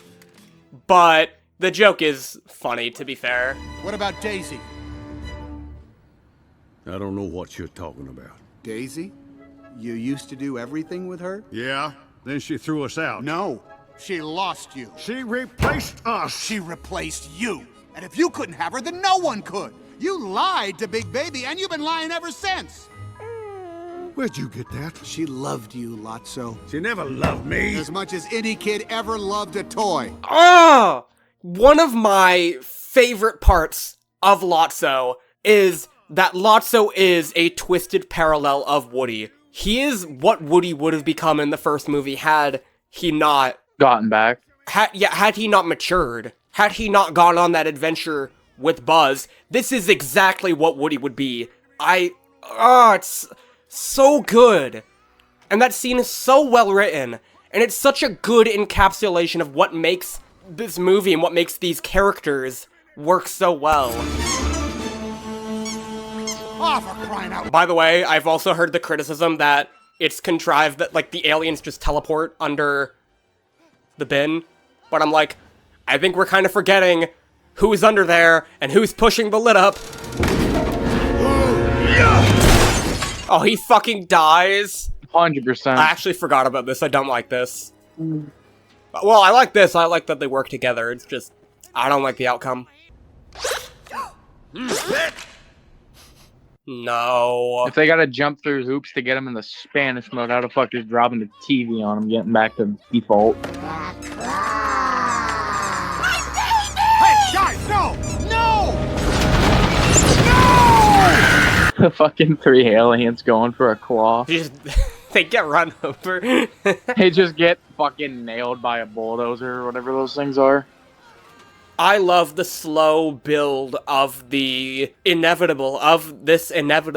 Like, in the last movie, you had Stinky Pete, like, foretelling, like, again, Stinky Pete doesn't lie, well, apart from the obvious, but, like, foretelling that they'll be rotting in some landfill one day, that they'll be discarded, and that is exactly what happened, and that is part of what makes this entire sequence so good, is that they built up to it so well. Help! Help me! I'm stuck! Help, please! Help! Oh my god, I love this moment. An earlier Woody would have absolutely abandoned him, but he's grown to care about people so much. Like, his experience with Buzz, his experience with Jessie, grown to care about people so much that he's so empathetic that he can't even let Lotso, this disgusting piece of shit, who imprisoned them, and who manipulated everyone, and who violated Mrs. Potato Head even, her space. Yeah, just straight up ripped their fucking mouth off. Woody can't even let him die.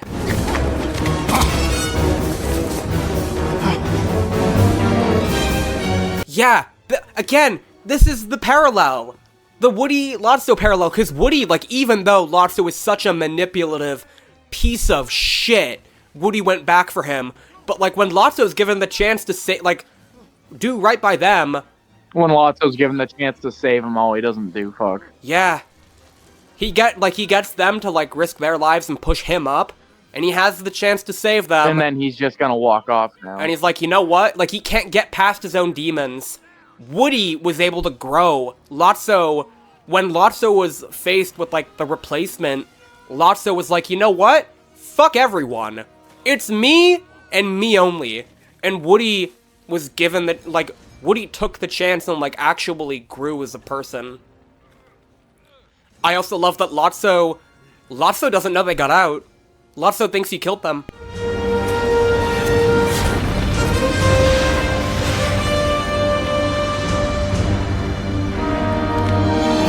I never noticed the music in this scene until right now. Holy fuck. So intense.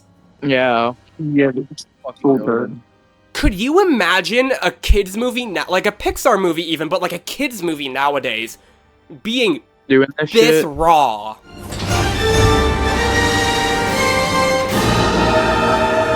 Oh my god. Yeah, that's bullshit, but I don't even care. The claw. No way the aliens made it all the way to the claw and managed to operate it, but, you know, the moment is so fucking good. That scene right there is part of why I will never, ever be of the belief that it's wrong to analyze kids' media or to even expect, like, kids' media to be made with, like, actual thought and care. 'Cause, like, there is no way you watch that scene and you don't think of the thematic implications. There's no way you watch this movie and you wish that scene wasn't there because it's too complex for kids. Yeah. Like, this movie and all of the first 3 Toy Story movies are part of why I will always argue that kids' media should be made with actual thought and intelligence, because you can make a damn good kids product. Or kids anything.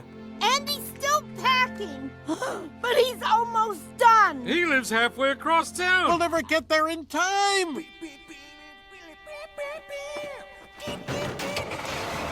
I can say it again.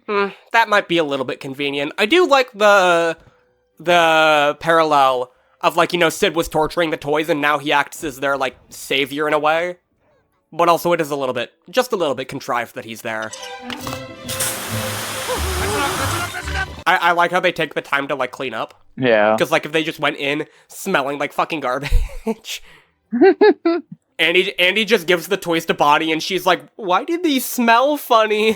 Did you say goodbye to Molly? Mom, we've said goodbye like 10 times. Oh, this moment right here is so good, too.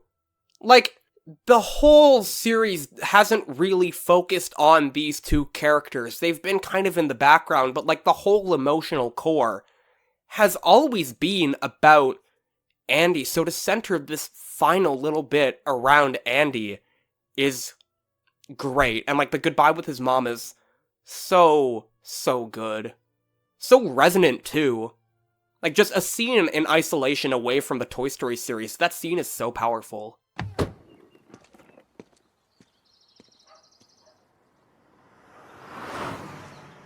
That one camera angle from inside the college box is just something. So you're Bonnie? I'm Andy.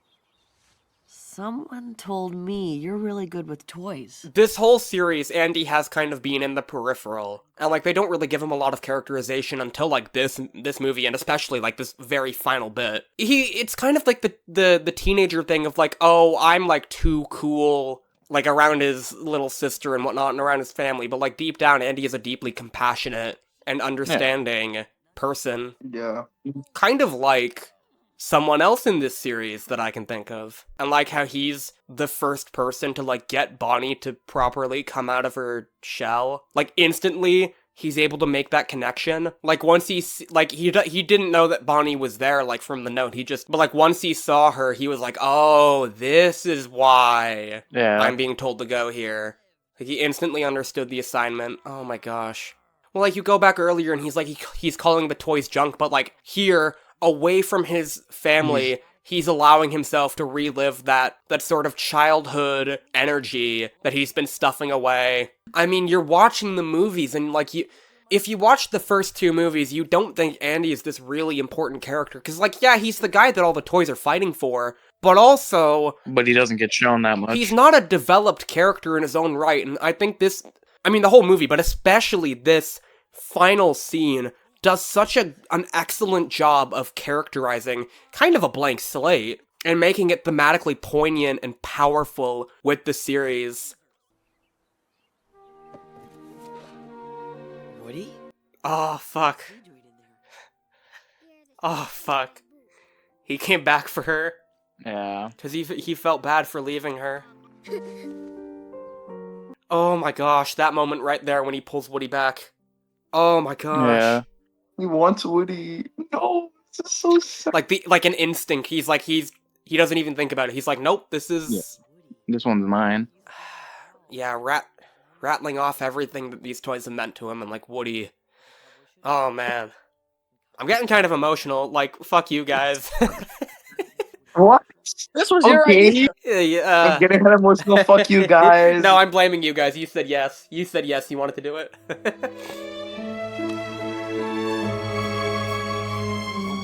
Buzz, you haven't even bought his toys yet. Oh, it's such a good... And, oh, going back to the clouds, man. Oh, man. So good. Yeah, that's just amazing. Beautiful. I don't know what came over me. Just go with it, Buzz. By the way, guys, I'll have you remember this scene when it comes to Toy Story 5.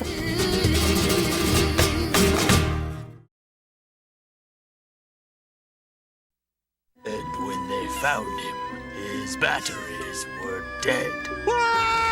What are you afraid of? You don't even use batteries. Oh, right.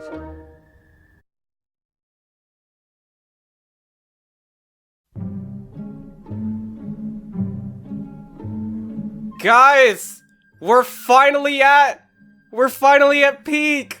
The best Toy Story movie. We're finally at it. This is the great one. This is the one that the Cosmonaut Variety Hour gave a sticker. So it says brilliant. It must be great, right, guys? Right?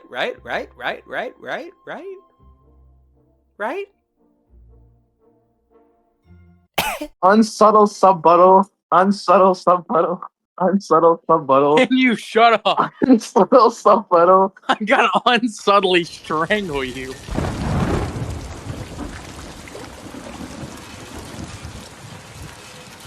Can I just say, I don't like well, first of all, I don't like the animation. I think it's way too polished for Toy Story, and I think it loses that kind of, you know, charm, flair, that kind of charm the first couple had. Like Toy Story 3 still kind of had the zaniness. Yeah. It kind of just looks too polished. Secondly, I mean, I totally get people liking it. Maybe that's not a criticism. But, you know, second of all, I fucking hate the aspect ratio. It looks so weird to me seeing the movie with like the boxes on the side when every other one was full screen. It looks so weird to me. I don't mind the aspect ratio, but I do understand when you're saying it's too polished for Toy Story. Yeah. Yeah. Fair enough. Lighting, those are both, maybe the animation thing's a bit more objective, but like those are both kind of personal things. Yeah.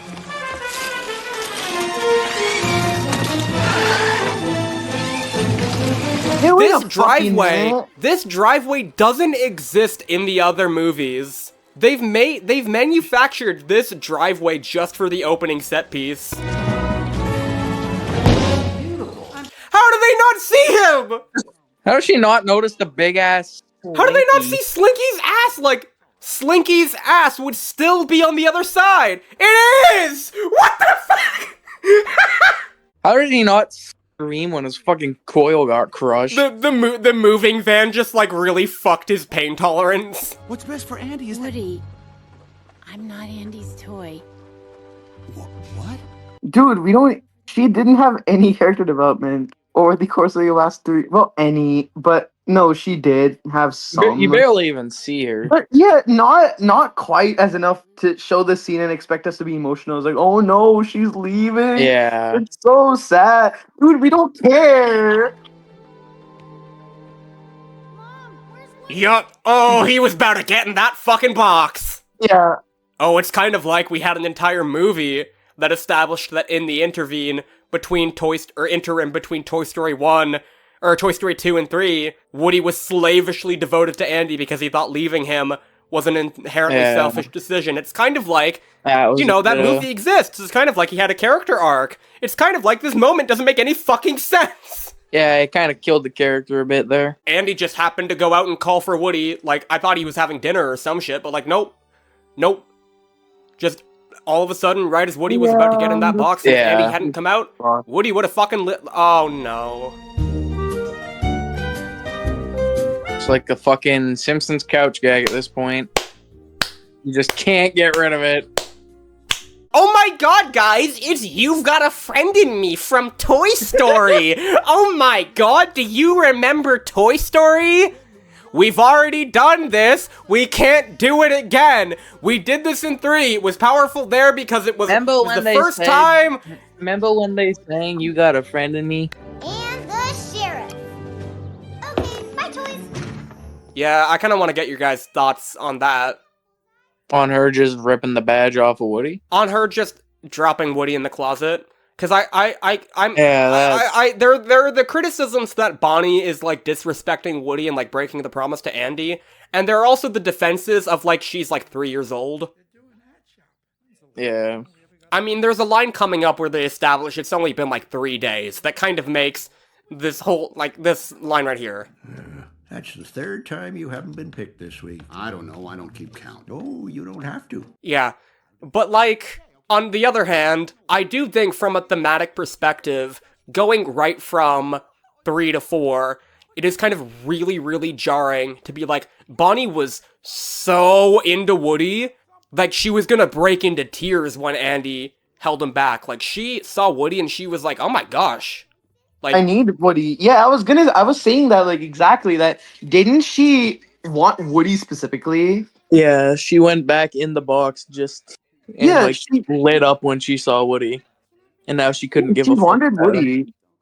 Like, Bit whatever weird. happened to that? What is this? Yeah, so, like, I can see the defense of her being like, well, yeah, she's 3 years old and she just didn't feel like playing with Woody today.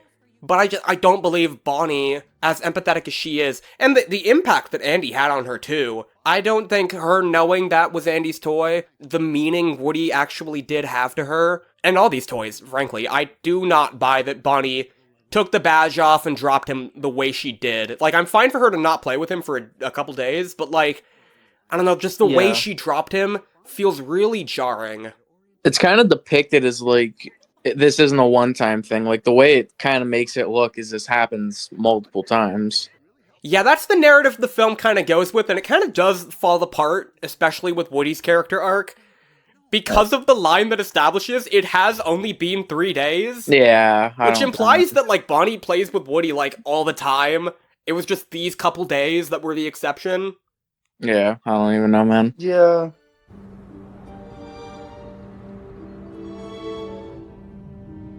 How the fuck did Woody get in the bag without the goddamn parents noticing?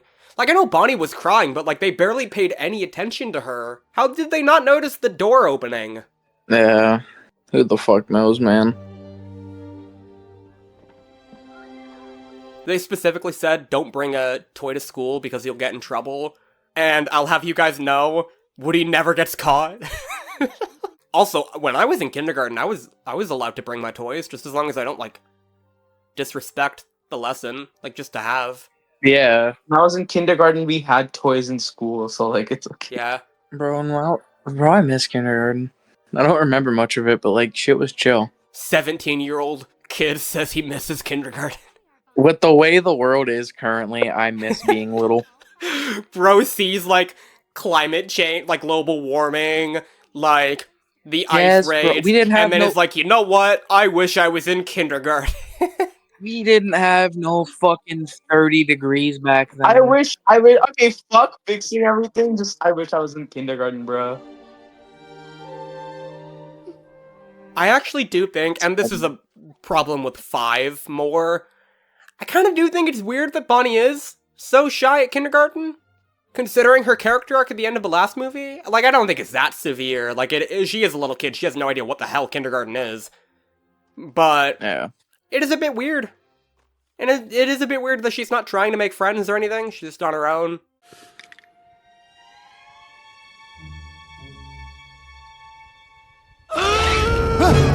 What?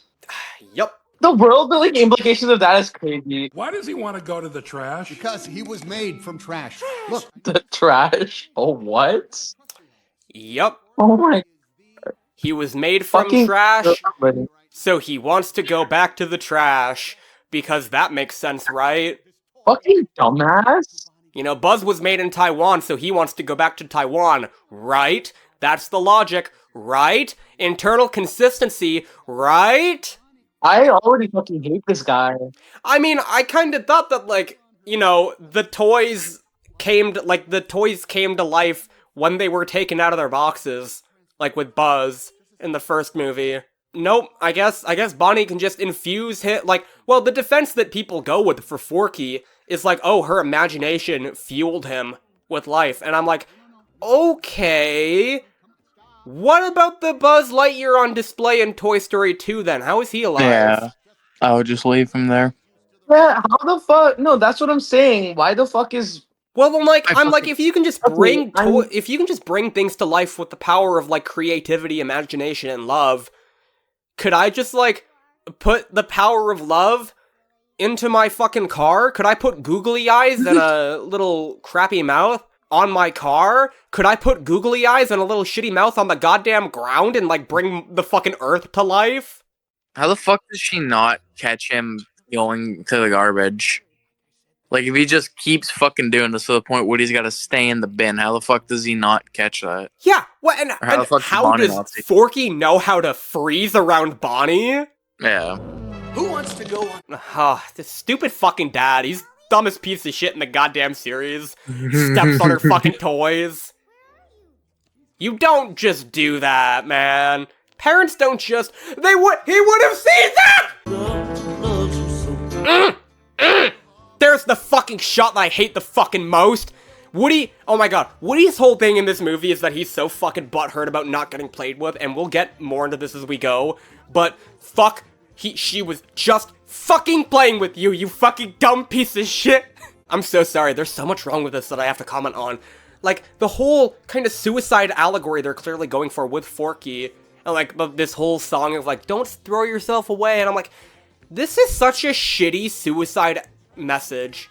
Wait, this is a message on suicide? I didn't even know until now. That's how bad it is. Well, he's trying, don't go throwing yourself away, like the lyrics are saying. I can't let you throw yourself away. Who do you think it is? Who? The voice inside of you. Who do you think it is? What? Why the fuck is Buzz so stupid? Yep. Yeah. He was always like that. What do you mean? He thought he was a real person. What do you mean? He's always been stupid. What do you mean? He called s'mores schmoes in the second film. What do you mean? What do you mean? He's really stupid. What do you mean? He's always been that way. What do you mean? What do you mean? What do you mean? I think we're done with this. I think the dead horse has been dead. I am not a toy. I'm a spork. Be quiet. I was made for soup. I fucking hate Forky, I'm not gonna lie. I hate him. I can't stand him. Even when I watched this movie the first time, I couldn't fucking stand him. It's such a sorry example for a suicidal person. I don't find him funny. That's literally me every time this fucking character's on screen. Like, even just, I see this fucker in my nightmares, I swear to God. I hate him, yeah. I want to, like, make a real life replica and burn it. For the record, I'm not gonna fucking do that. Like it or not, you are a toy. Maybe you don't like being one, but you are one nonetheless, which means you are going to be there for Andy when he Who's Andy? Keep in mind that Woody had a Freudian slip and said Andy's name instead of Bonnie. So, yeah. like, just keep that in mind. That's going to define the entire climax of the movie. What? Yep. Oh, yay. Yep. I didn't even catch it. Yep. You didn't catch it? I caught it. I mean, it's a dumbass line, too. I don't believe Woody would have that slip. Like, dude. Yeah, no. It's almost like this movie is trying to get us to think that Woody and Bonnie just don't mesh. And I'm like, no. No. I get it now. I'm Bonnie's trash. Yes. Wait, what? I am Bonnie's trash. No, not man, exactly. She must be feeling awful without me. Woody, we gotta get going. She needs me. Yeah. Forky's arc just concluded. Is that what? Forky's arc makes me want to become a fucking ceiling decoration. Is that all? All it took was Woody being like, oh, don't worry, you're fine. And then Forky's like, oh, great, I don't want to kill myself now. What the fuck? No, no, I got that, but that cannot be enough. Oh, they want to do this whole suicide theme, but they just abandoned it right there and then. Yeah. Remember, like this is Toy Story. No, I'm not even gonna make a joke. Like, this is Toy Story. Yeah, I was gonna say, it's not like Toy Story has not said serious themes and, like, done it properly, where they've, like, actually explored them thoroughly and actually had a conclusion out of them.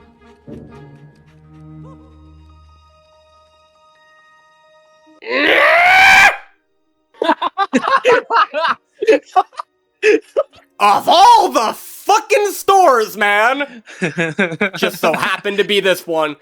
And look at that. You have a voice box like me. Call me, like, insane, but wouldn't his voice box just have her saying his lines?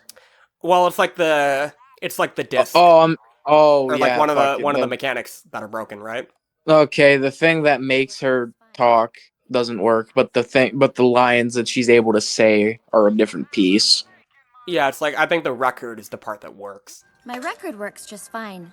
It's the voice box that's broken. However, I think there is a bit of bullshit here, because what the fuck do you mean they're compatible? Yeah, that's kinda... Holy contrivance, man. Like, I could believe that, like, Woody and Jesse's voice boxes would be compatible, and, like, the Prospector, but this is just... Nah, man, nah. Stop him, please. Luckily, they weren't guarding the other side of the... Yeah, very luckily. What the... And look! Oh my fucking god! Oh my fucking god! bullshit that they're fitting through there, I'm not gonna lie. Didn't have anybody guarding either side. Forky just happened to slip through. Nobody's hearing the commotion either.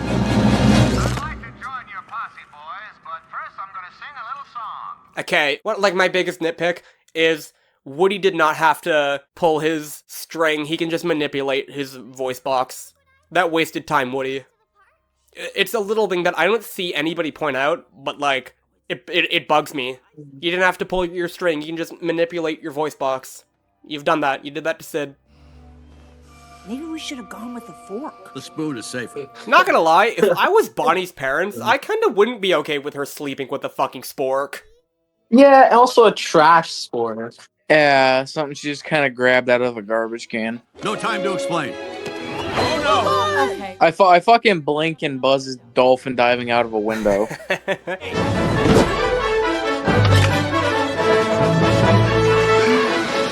Yeah, wait, first of all, he's broken. He is fucking broken. He's broken. He hit that thing. No way. Didn't just shatter into a million pieces. He's broken. Yeah, how the fuck? I was gonna say, how the fuck is he still? Also, what the fuck was his goddamn plan? I'm going to launch myself in the air toward the highway. How are you getting down? Yeah. That is fucking stupid. Woody, you fucking dumb piece of shit. You're trying to hide and you had a perfect hiding spot right there. Yeah, he didn't have to run back into a sandbox. He's in the line of view from the kids. Hide in the bushes by the trash can. It's perfect. Yeah, exactly. Remember when Woody was the only toy to make a successful escape from Sunnyside? Yep, and now he can't do basic stuff. Hello, Mr. Cowboy. How are you today? Do you like riding horses? What the fuck? It is absolutely a massive contrivance that Bo just so happened to be... Yeah, just so happened to be here, yeah. Fucking just conveniently shows up again at all. Getting played with by that other little girl, and she picked up Woody. Bullshit, bullshit, bullshit, bullshit. If it isn't Bobby, Gus, Lefty? Insensitive prick. I don't believe you. That's not in character. I think in that little thing in the fucking very start, that she literally tells them what their names are. Well, yeah, in the opening, like, Bo said their names, and he was like, I didn't know they had names, and I'm like, you're telling me fucking Woody, like, Mr. No Toy Gets Left Behind, didn't learn the names of his girlfriend's sheep? Like, what? Doesn't know that the sheep have names. Yeah. Gigs! Yo, come on out. There's someone I want you to meet. Be right down! Her name is Giggle McDimples, and I find that really funny. Such a goated name. Combat Carl's getting played with. You guys in? Wait, Kinda bad. Hilarious. What? The guy on the side just like, oh yeah, high five. Never mind. You got a kid? Yeah. Way to beat the odds, soldier. Meet you at the playground, Pete. That's funny. Hey guys, let's play a little quiz game. Yes or no? Do you guys think it's believable that Bo would have survived in the fucking wilderness all this time?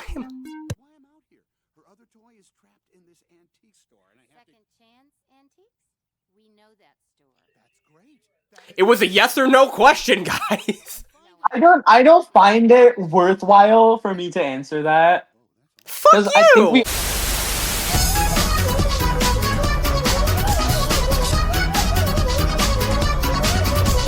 Because I think we all know the answer is fucking no. It's a fucking toy. No, she is a lamb. She is not a toy, actually. Oh, she'd be fucked.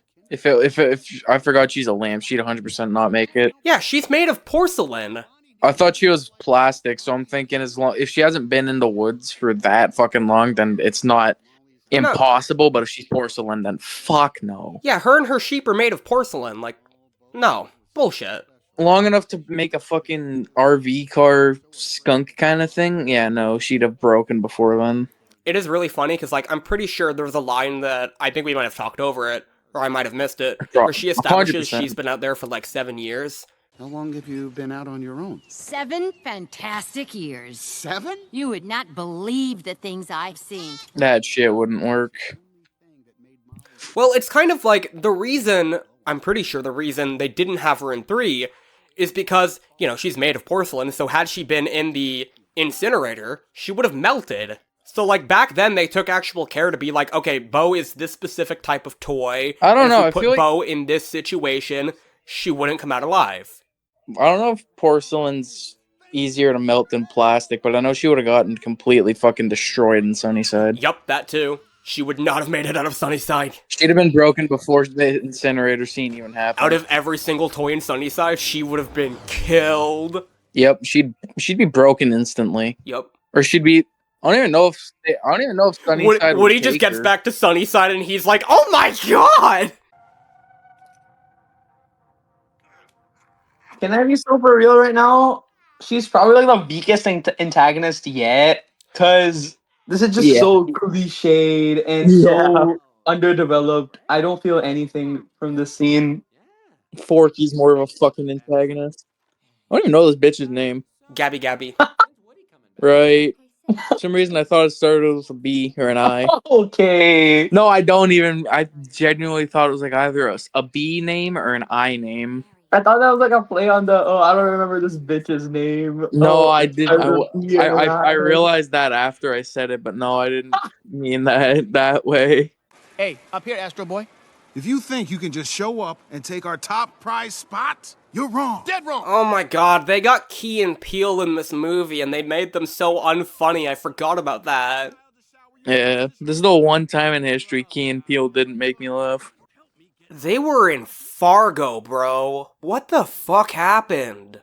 Toy Story 4. Ha! How you like that, cheetah? Huh? Wow! Yeah! I'm laughing so hard. This is hilarious.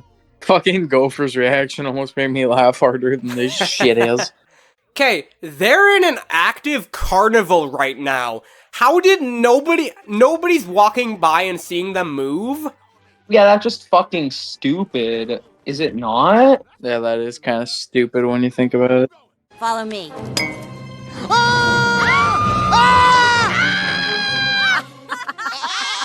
I'm fine. I'm fine, don't worry. Apart from the fact that I don't believe, like, Bo Peep as a character would act like this, and we'll get into that a little bit later, I think, but I do actually find that moment kind of cute. It is also kind of lampshading, pun intended, how, Oh my god. Best joke of the movie, and it wasn't even in the fucking movie. She should be broken in a lot more places than just her arm. The highway exit has to be somewhere. Where is it? Meteor shower, look out!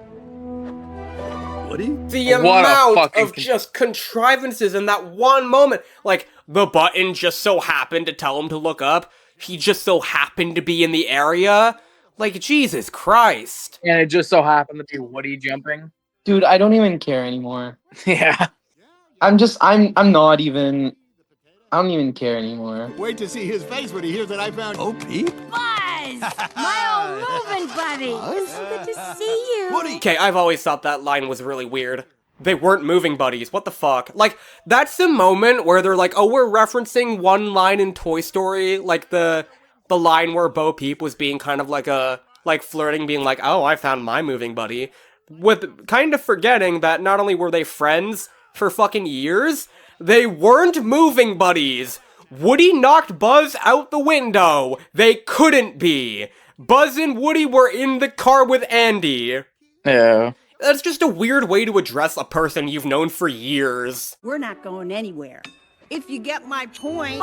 Yeah, this, I guess it is a bit like, I guess the car tires should probably be a little bit stronger, but, you know, in fairness, I think that's a pretty smart move on Jesse's part to keep them longer. So Woody and Buzz. Bonnie, check it out. Look at all this cool stuff. Bonnie? Bonnie just so happened to go into the fucking antique store.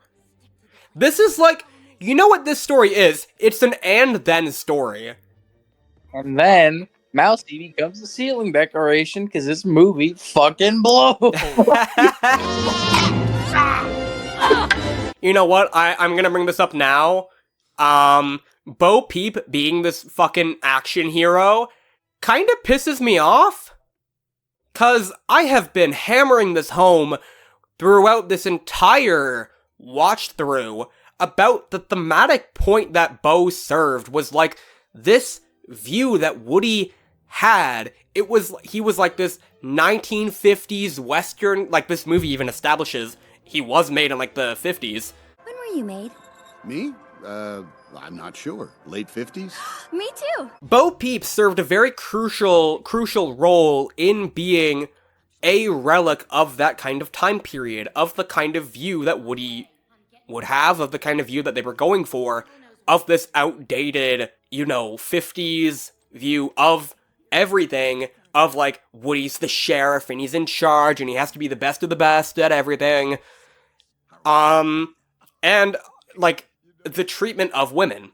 Bo Peep served a very like crucial thematic role in being that kind of misogynistic view of women, and the films deconstruct that kind of view. Like, yes, Bo Peep is kind of a caricature, but then like we get to Toy Story 2 and they further deconstruct Woody's view of the world by introducing Jessie and like challenging his beliefs on women, cause Woody gets the shit kicked out of him, and he has to learn to, like, understand Jessie as a human being, as a person, understand the actual trauma she went through. And then obviously the third film I praised, the kind of bait and switch they did with Barbie, where, like, you think they're gonna do the kind of damsel in distress thing with her, but no, she's actually a really smart character, she just has really strong emotions. It's kind of this progression, and I think by turning Bo Peep into this action-adventure hero with no build-up, with no development, they're kind of undermining the strong feminist themes they actually had. Cause like, and also, even if we take out like the thing of like Bo Peep being a whore, it's also kind of problematic to say that like, retrospectively, all girls have to conform to this action hero. Like, this is the one time I'll complain about this. All girls have to conform to this kind of action hero. And I'm like, that's fine for a Jessie kind of thing, but what if some girl wanted to be a kind of like stay-at-home Bo Peep kind of? You don't need What's every wrong with female that? character to be a What badass. if some girl watched the first two? Sorry, Mousy, but what if some girl watched the first two Toy Story movies and related to Bo Peep because she wasn't very like go-getter? She kind of like stayed behind.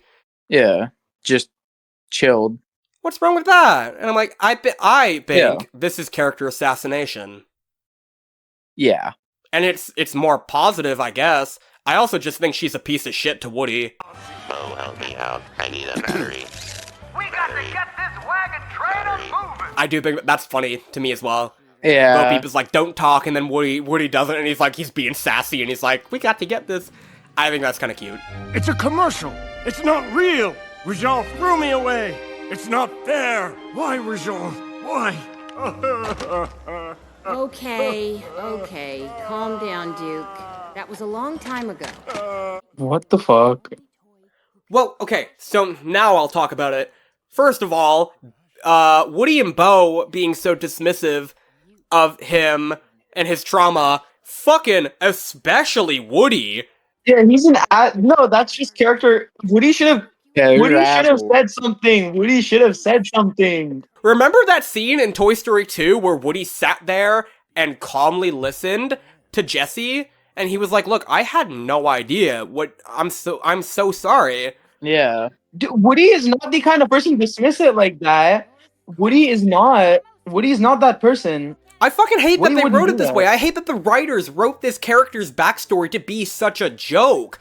Cause I'm like... Yeah. And, oh my god, and before it started, Bo was like, oh my god, why would you get him started? Or something like that, right? So dismissive of it, yeah. It's fucking...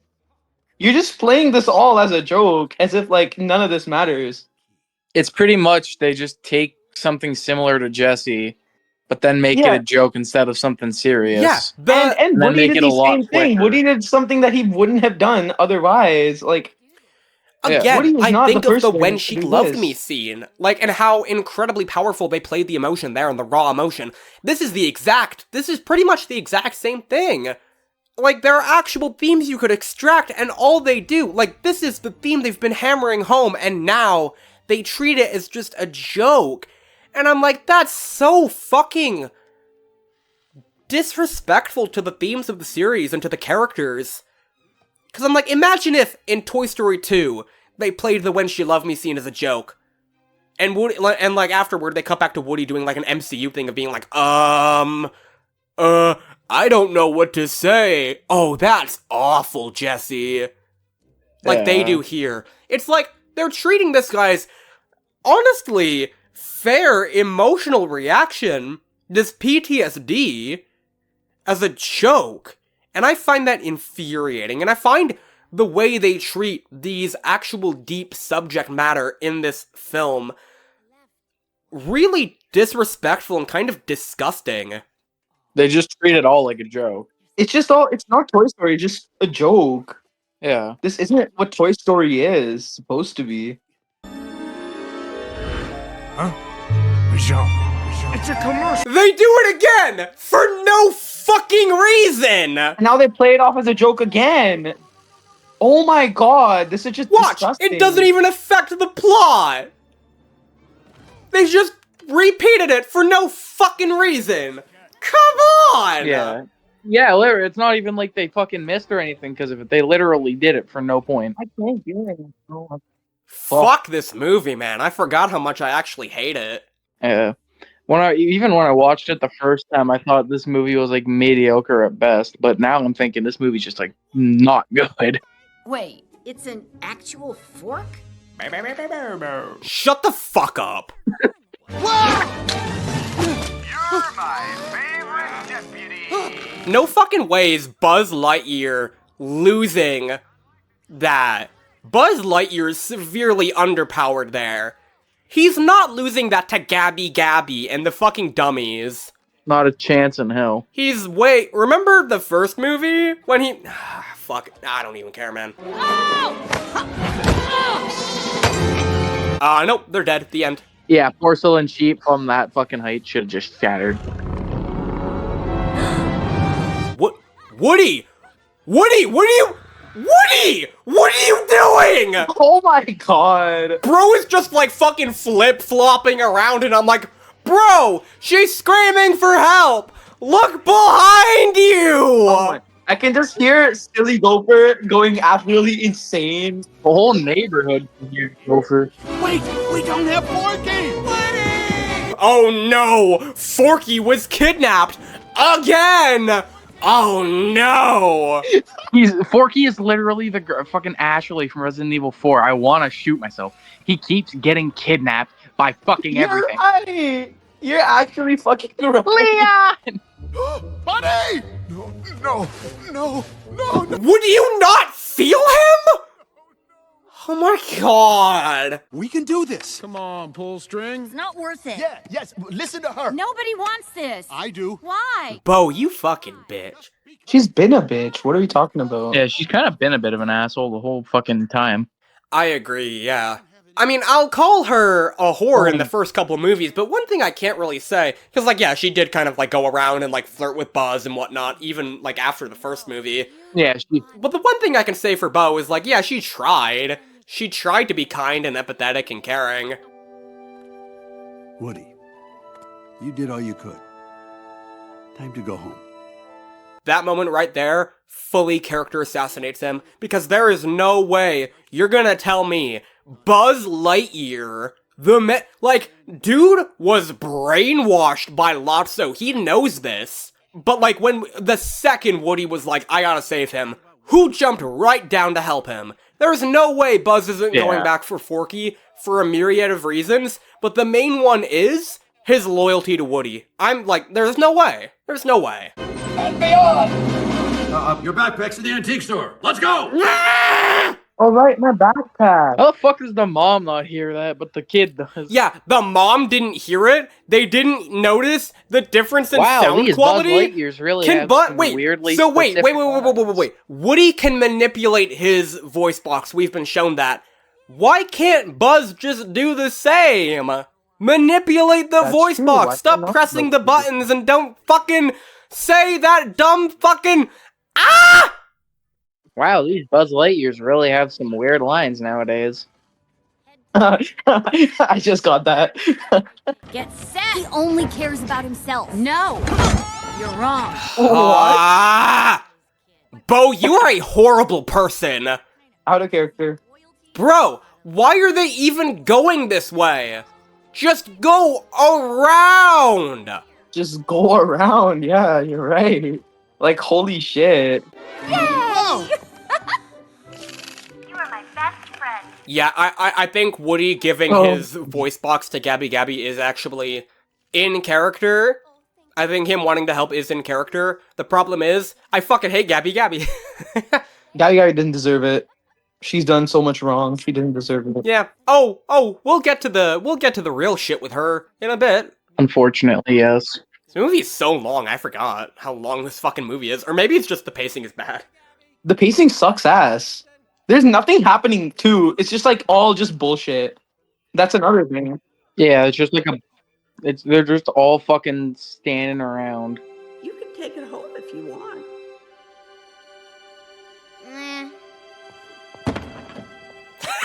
That's bullshit. Oh, okay. That's some bullshit, dog. That's fucking hilarious. The fucking face. He's like, oh yes, finally have an owner. No. I don't need it anymore. Oh, yes, you do. Harmony wasn't your only chance, Gabby, but we have to hurry. I mean, I think it's in character for, again, I think it's in character for Woody to be so compassionate toward Gabby Gabby. The problem is Gabby Gabby is such a shallow character, such a manipulative character, and they hardly address the actual terrible things she's done. She fucking tortured Woody. She kidnapped Forky. Yeah, literally held Forky for ransom for, like, the second act of the movie. She was stalking that little girl. Recalculating. Take a right. What? What? Ah! Okay, so they're both fucking idiots. They're actual idiots. Holy They're shit! Genuinely just idiots. Turn right! No, turn right! Oh my god! No one's gonna question God! it. Screaming. They're fucking stupid. They're actual dumbasses. Holy shit. Just have Jessie pop the tire again! Just let her use like 5 nails this time. It would They're be gonna so much fucking funnier. kill someone! Shit, bro. What the fuck is this? Just have like a whole box of fucking nails in the tire or something. I'm genuinely gonna cry. I'm gonna bawl my eyes out. This fucking movie, dog shit, bro. Oh, don't do E.T. This movie is not even remotely good enough for E.T. E.T. is fucking great. Don't do that. When Toy Story references movies like before, I was like, it's cute, because like these are good movies. But that's just insulting. Yeah. They're riding off of the nostalgia people have for better movies. Movies that were made with more passion. Yeah, exactly. I'm so nervous. What if she doesn't like me? Gabby. I don't know if I can do this. Gabby. Not only not in character for everyone but Woody to be siding with Gabby Gabby, to be helping her to get better, or even get her goals. They're not even helping her get better. But the extremely toxic message they have. I'm Gabby Gabby. Will you be my friend? I'll help you. It's the fixed pull string that gets the girl to love Gabby Gabby. What the fuck is that message? Absolute shit. It's like the message is, if you want to be loved, you gotta fix yourself. I never even thought of that the first time I watched this movie. I never even picked up on that, but yeah, that's genuinely so fucking... Oh, everyone has the capability to be loved, just have to be better. Yeah, you too can be loved, just fix your imperfections. When Stinky Pete, when Sid, when Lotso tortured these characters, the narrative appropriately punished all 3 of them. Gabby Gabby gets a happy ending. The narrative doesn't force Gabby to face the consequences of her actions. The narrative goes, you were broken, now you got the voice box, you're completely fixed. Fuck that, man. Jesse. Boo. That's cute. Yeah, that's nice. It's not like great or anything, and not but some that's... bullshit. Not some bullshit like my old moving buddy. It is weird that all of these guys here are looking at Bo, like, and they knew her for longer than Jesse, and none of them are having a reaction. You'd think Slinky would have a stronger reaction. You'd think. Slinky specifically. Yeah, you'd 100% think. Honestly, I can see a version of this movie where Slinky stays with Woody. That might actually, that would actually be kind of nice. To infinity and beyond. Fuck off! Fuck yourself. Like, genuinely kill yourself. Yuck! They're riding the coattails of better stories.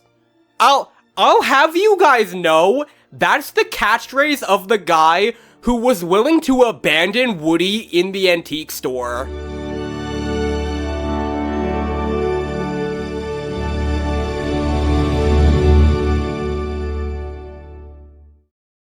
I want to talk about Woody completely in character, right? Oh, for sure.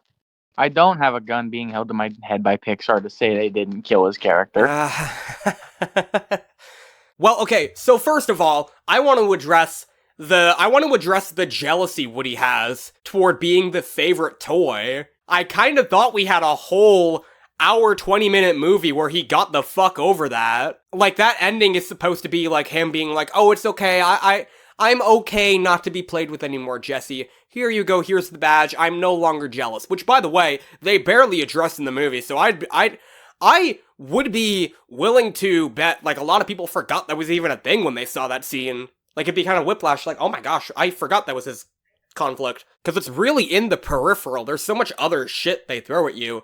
But, like, yeah, that's a big part of his arc. It's jealousy toward, first of all, Jesse of all characters, which is crazy. I kind of thought Woody had a character arc in the previous movies.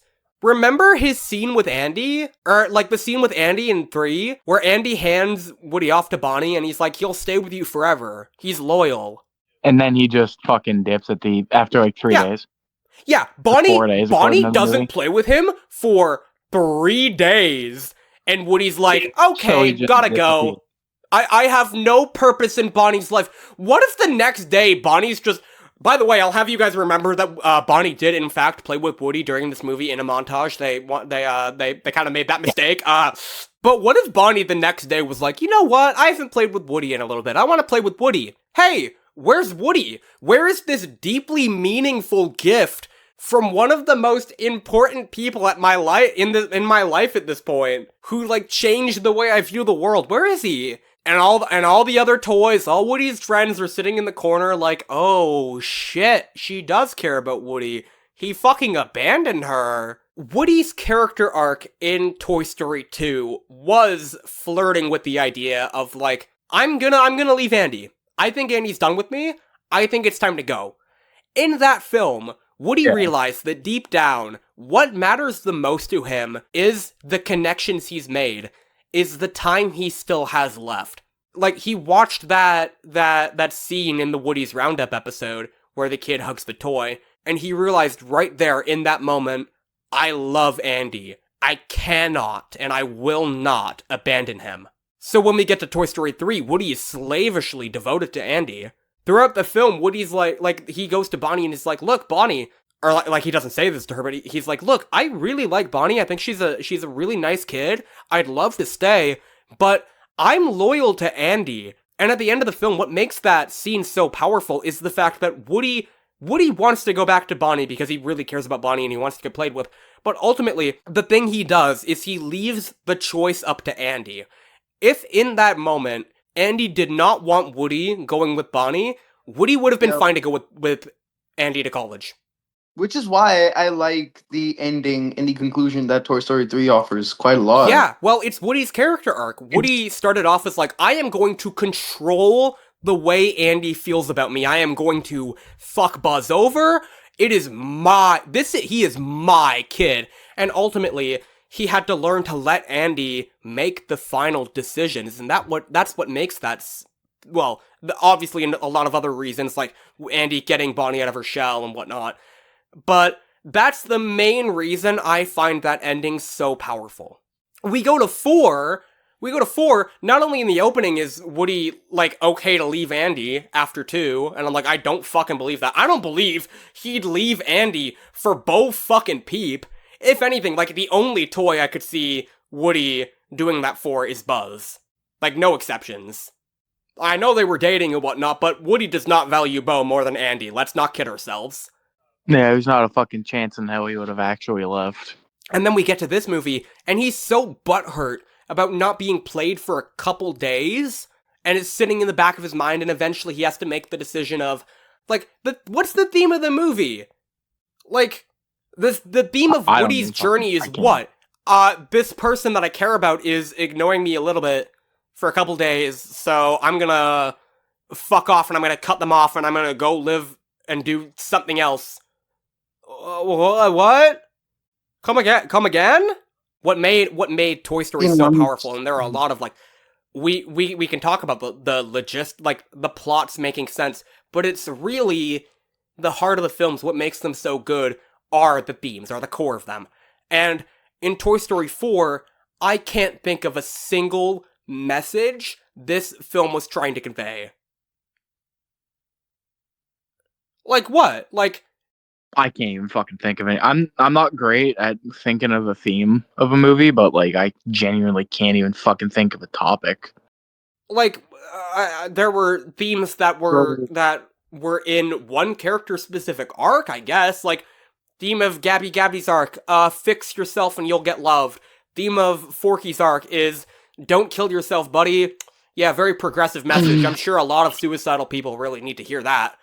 I'm sure I should play that Randy Newman song to someone just standing on the edge of a building, like, ready to jump off. I'm sure that'll help them.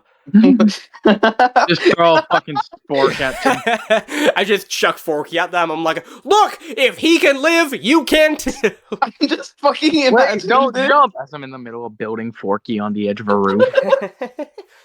I mean, I guess the closest actual theme I can think of is if you're not fulfilled by the life you currently have, then it's okay to find alternative lifestyles, but, like, that doesn't even fit Woody's character. That doesn't fit the journey he's gone on. The journey he's gone on hasn't even tested his relationship to Bonnie.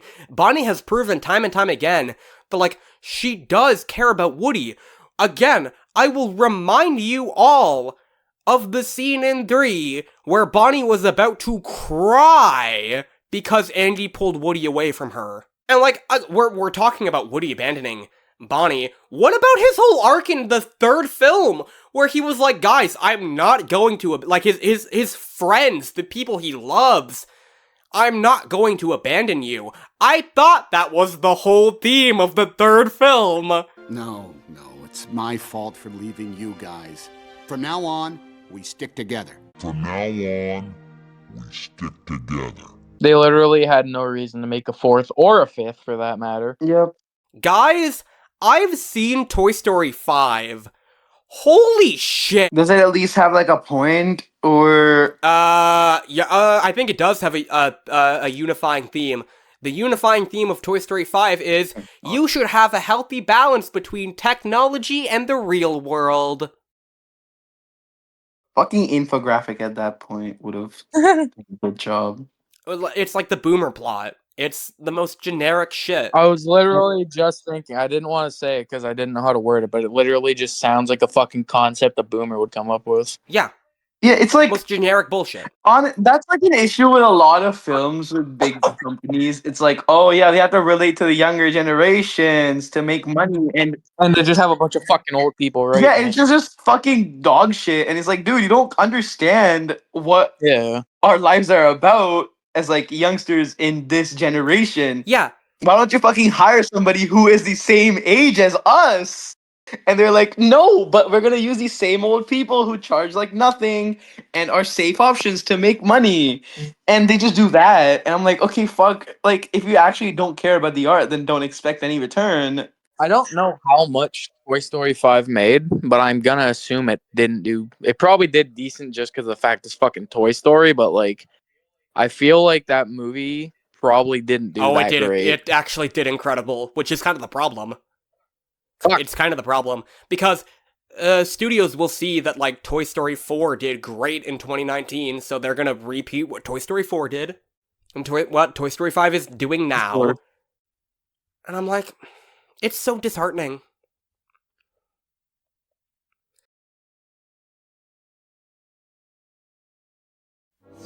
Hey, where's my hat? My badge. Howdy. Howdy. Give me that.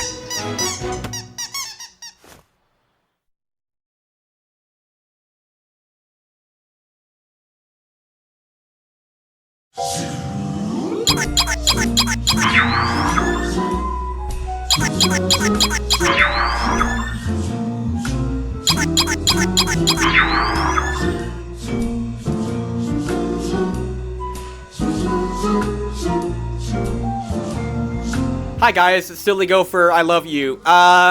You know, subscribe if you like this video. I got a video on Thomas Series 5 that I'm making. I don't know if I'll post that before the Toy Story 5, or the Toy Story 5. We're not watching that one. Thank God. No. Ew.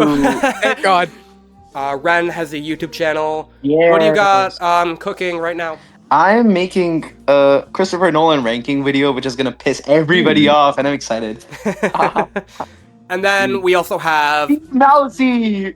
I probably won't do anything on YouTube, but I'm sure Gopher's gonna have my Instagram in the video description. I do music, so go follow that if you want. That's about it, guys. I love you. Don't brush your teeth when you go to bed. Floss with your shoe.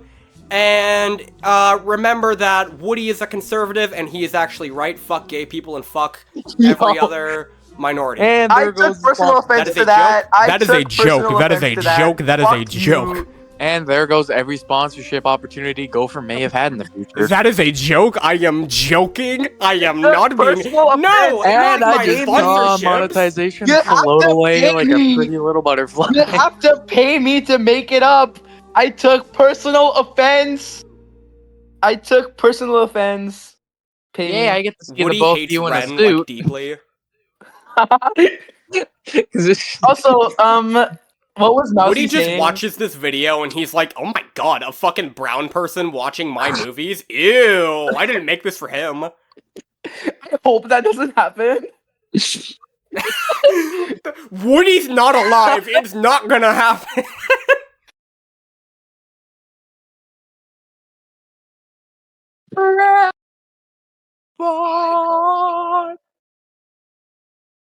We need that as the outro, just my angelic ass.